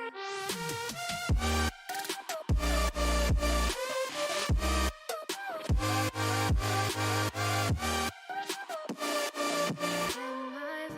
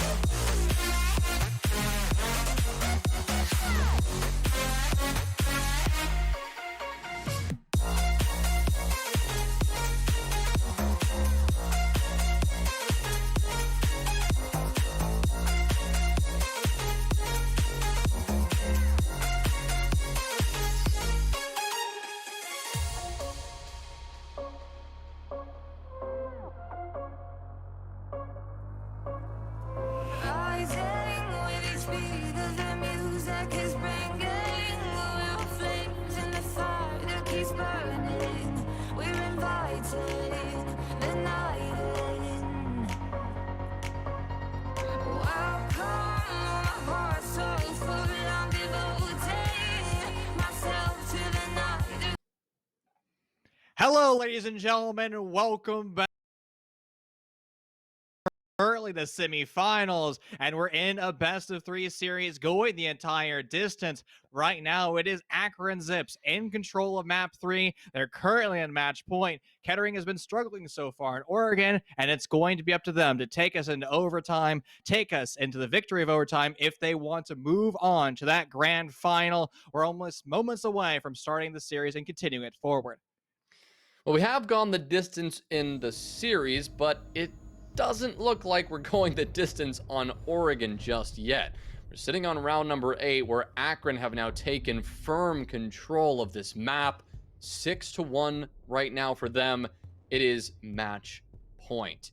Kettering, they've taken this break to regroup, to try to figure out what in the world they need to do to now win 5 rounds in a row. Before the break, we talked a little bit about it, but we also, wondered, is it possible? And well, and we can already see a couple of big changes. Not only pulling out the Aruni, which is one of those operators that was more recently introduced into the meta, but we are going to bring out the Tachanka as well. Derp, pulling out the Shumika launcher, pulling out that massive LMG now. I wonder how this is going to go. And it's a curious decision because we went for a Tachanka over a smoke. I mean, if we look at the utility value at itself, I would take the 30 seconds of time denial from those smoke toxic beams over the Shumika launcher any day. Now, the Shumika launcher can deny more time. The problem is those flaming balls only work in such a small square meter. It's like 1 or 2 square meters, and it just really doesn't apply the coverage that one desires. So as a result, it forces you to use more of those flaming balls, and then you Kettering, they're bringing out something that's different. And when you're on match point, series point, you have to do exactly that. Bring out something that the attacking lineup, the Akron Zips, will not be prepared for. Well, nobody's ever prepared for a Tachanka, especially one that maybe a spawn peak? Maybe? No. Okay, he's going to be dancing around, a dancing Tachanka. That's what nobody is ready for. And, well, Derp is going to be now looking to get aggressive. He'll pop open the window, and the player outside is actually not going to pre-fire that. One missed opportunity. Will he miss the second? Kinda. Derp just snook away before that could happen, but now Matt has his eyes trained on that window. Definitely a good distraction. So Derp is at least done something in this round if the Tachanka isn't able to do much else. But we can see that Akron, they're now going through their early steps. They're making their way through this map, and they're going for this bottom-up clear. That's not on this particular objective. You do have to clear out this bottom floor. The one thing they haven't cleared out, of course, is Bucka, who's worked his way down all the way from Attic, and now he's frying JetCon just in the nick of time. An air jab will send him across the room, but Arv was too busy droning out to capitalize on that. You've lost now your Zofia, one of your big fraggers in this game. Akron looking to build something back by going for an aggressive play. Arv should have been able to get communication. Hey, we've just had our site compromised from behind, but it's going to be the site compromise for Akron. They're going to start to flood in with those incandelas, but it's all in favor of Kettering as they out-frag and out-train Akron. It's now Akron at the man disadvantage. The diffuser is surrendered over by that big window, and there's nothing wrong with big window executes. The problem is you have to have a little bit more map control. Whether or not it's somebody in the south window repel or even the dorms window, you need to have some type of cross coverage. And unfortunately, Akron didn't product of them sitting on match point, series point with a large margin of error, but still, you have to treat every single round like it could be your championship hopes. Well, the hopes of Akron in this round are now hinging on a two-pronged approach. Surma at the big window, Arv creeping around towards the main stairs. His position communicated, though. The evil eye from Papa P staring him right in the face. So now Tommy Boy is worrying about both of these angles. But Tommy Boy's position is also known. Surma not able to find that angle before perishing. And now it's Arv who push all the way through, but he's walked into a deathly crossfire. He'll able to find one kill before eventually being felled by the MP7. So Kettering, turns out the timeout paid off. I'm not going to say that Tachanka did. He died before a single Shumika could have been used or a kill could have been found by him. But nonetheless, Kettering take the round and they stave off defeat for one more round at least. And that was with their food, just rushing the bomb site all outright. And that's not going to be an option for them. Again, they're a roster that loves to have their swift executes, where they execute on the bomb site as fast as possible, trying to achieve map control as fast as possible. But Akron never had map control. All they did was sit outside that big window and just fly on through. Now, we have seen Ying be a staple back in round 7, which is a basement defense, and it seems like Akron just wants to have the extra fire support and just obliterate anybody who happens to look at one of those Candela charges. Now, there will be a slight wrinkle in that strategy when Akron goes with that style of play. It is going to be the Clash and her shield filled with tasers. If you walk anywhere close to that, well, she is going to slow you down. If you're a team that wants to go for a fast take, Clash is about the biggest bane you can have. I mean, this is what Kettering are trying to bring out. They're trying to bring but also these high-risk elements. A Tachanka is a high risk. A Clash is high risk. And if Akron circumvent this, circumvent Bucka entirely and don't go for this blue take, she may be completely useless.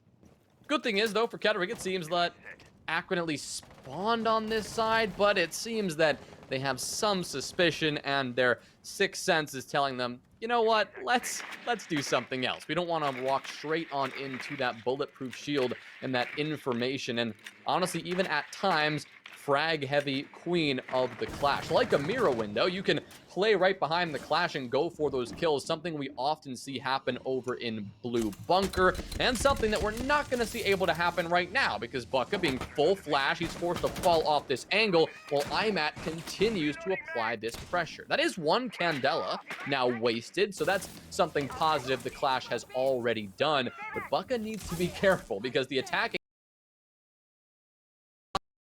and you've got a Zofia, who with one of those impacts, one of those stuns, can send that shield flying and can send Bucka to the grave. Good job for Kettering to recall Bucka back to the bomb site. As soon as E-Box hatch opened up, he's no longer safe playing on those nose stairs because he can be shot in from behind. With that wall being softened, even if it was reinforced, the top of it can have bullets whiz on through. Anomaly was playing that cross cover, but too close to the eruption of that Goyo shield. He's now going to lose his life. Another prong of that time denial strategy for Kettering has been completely lost. 30 seconds of Toxic Babe unable to be used. Here comes that push here. Hennessy and JetCon now together up in pillar. Staring Bucka in the face, though, so this brick wall operator still in full effect. Information, annoyance. I mean, you've got it all when you bring out the Clash. The one thing Kettering doesn't have, of course, is the man count. Akron have it up, and if they just play this trade game here on out, they Bucka's going to make that challenging, but he's going to walk himself straight into a crossfire, nearly getting killed by that, but he will be able to call out, but the plant is going down. No C4, no impacts or smokes or any of that kind to deny the plant. Instead, Bucka is going to stare at it until he gets shot in the foot.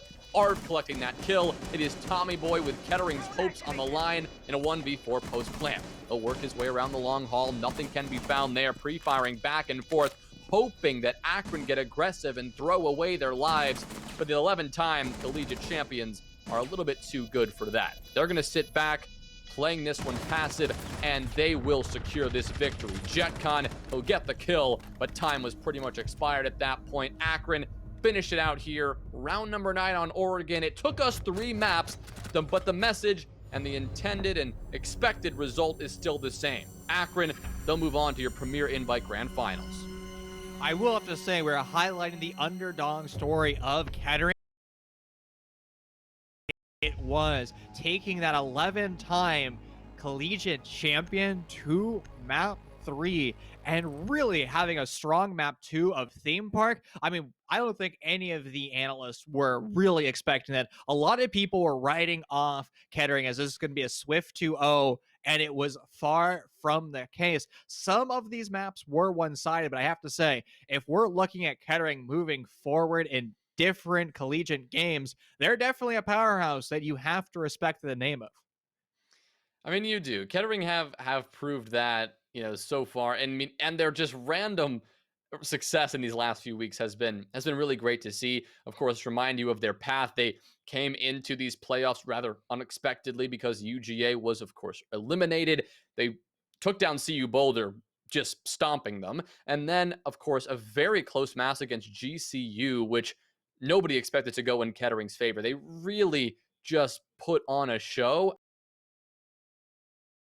season and for the summer as we get closer to that season. I'm really excited to see how they play here. I don't know if the full roster is staying together. I sure hope so, because they looked good tonight. Of course, not good enough to take down Akron. That is a whole nother level of Collegiate Siege standard, beating one of the best teams, or if not the best team, Collegiate Siege has ever seen. So, like I said, they will move on to the grand finals. They will be playing either Purdue or Oklahoma State. That other invite semifinal is happening tomorrow, and we'll know the result of that once that's completed, and we'll know our grand final pretty soon. And honestly, all those teams that you just listed are staples of Collegiate. But Jonah, I think that's going to do it for you today as we wrap up this season or this series. But if you like Collegiate Siege, well, there's still one more series of the night. So keep our tab open. Don't go anywhere. We'll be back with you in 5 minutes.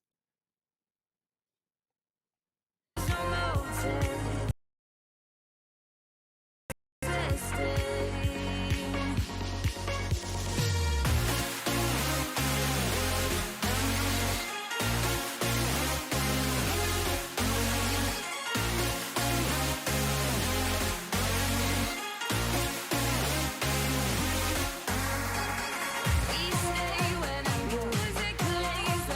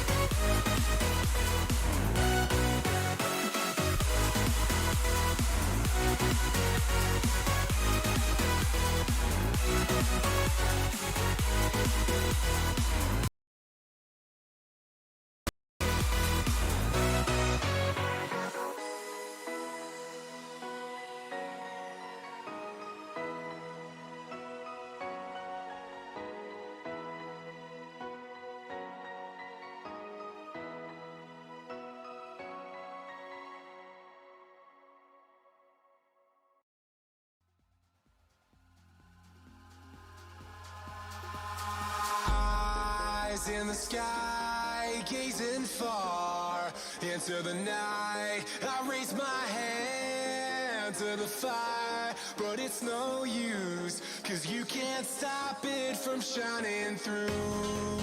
It's true, baby, let the light shine through. If you believe it's true, baby, won't you let the light shine through for you, for you, for you, for you, for you, for you.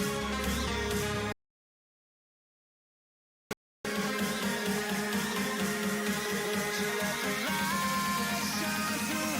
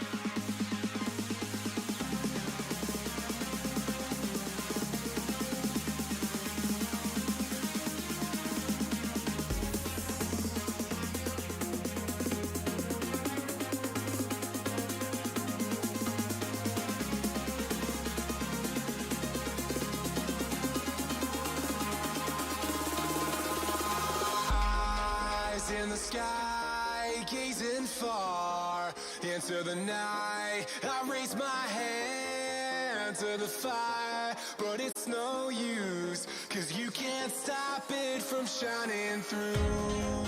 It's true,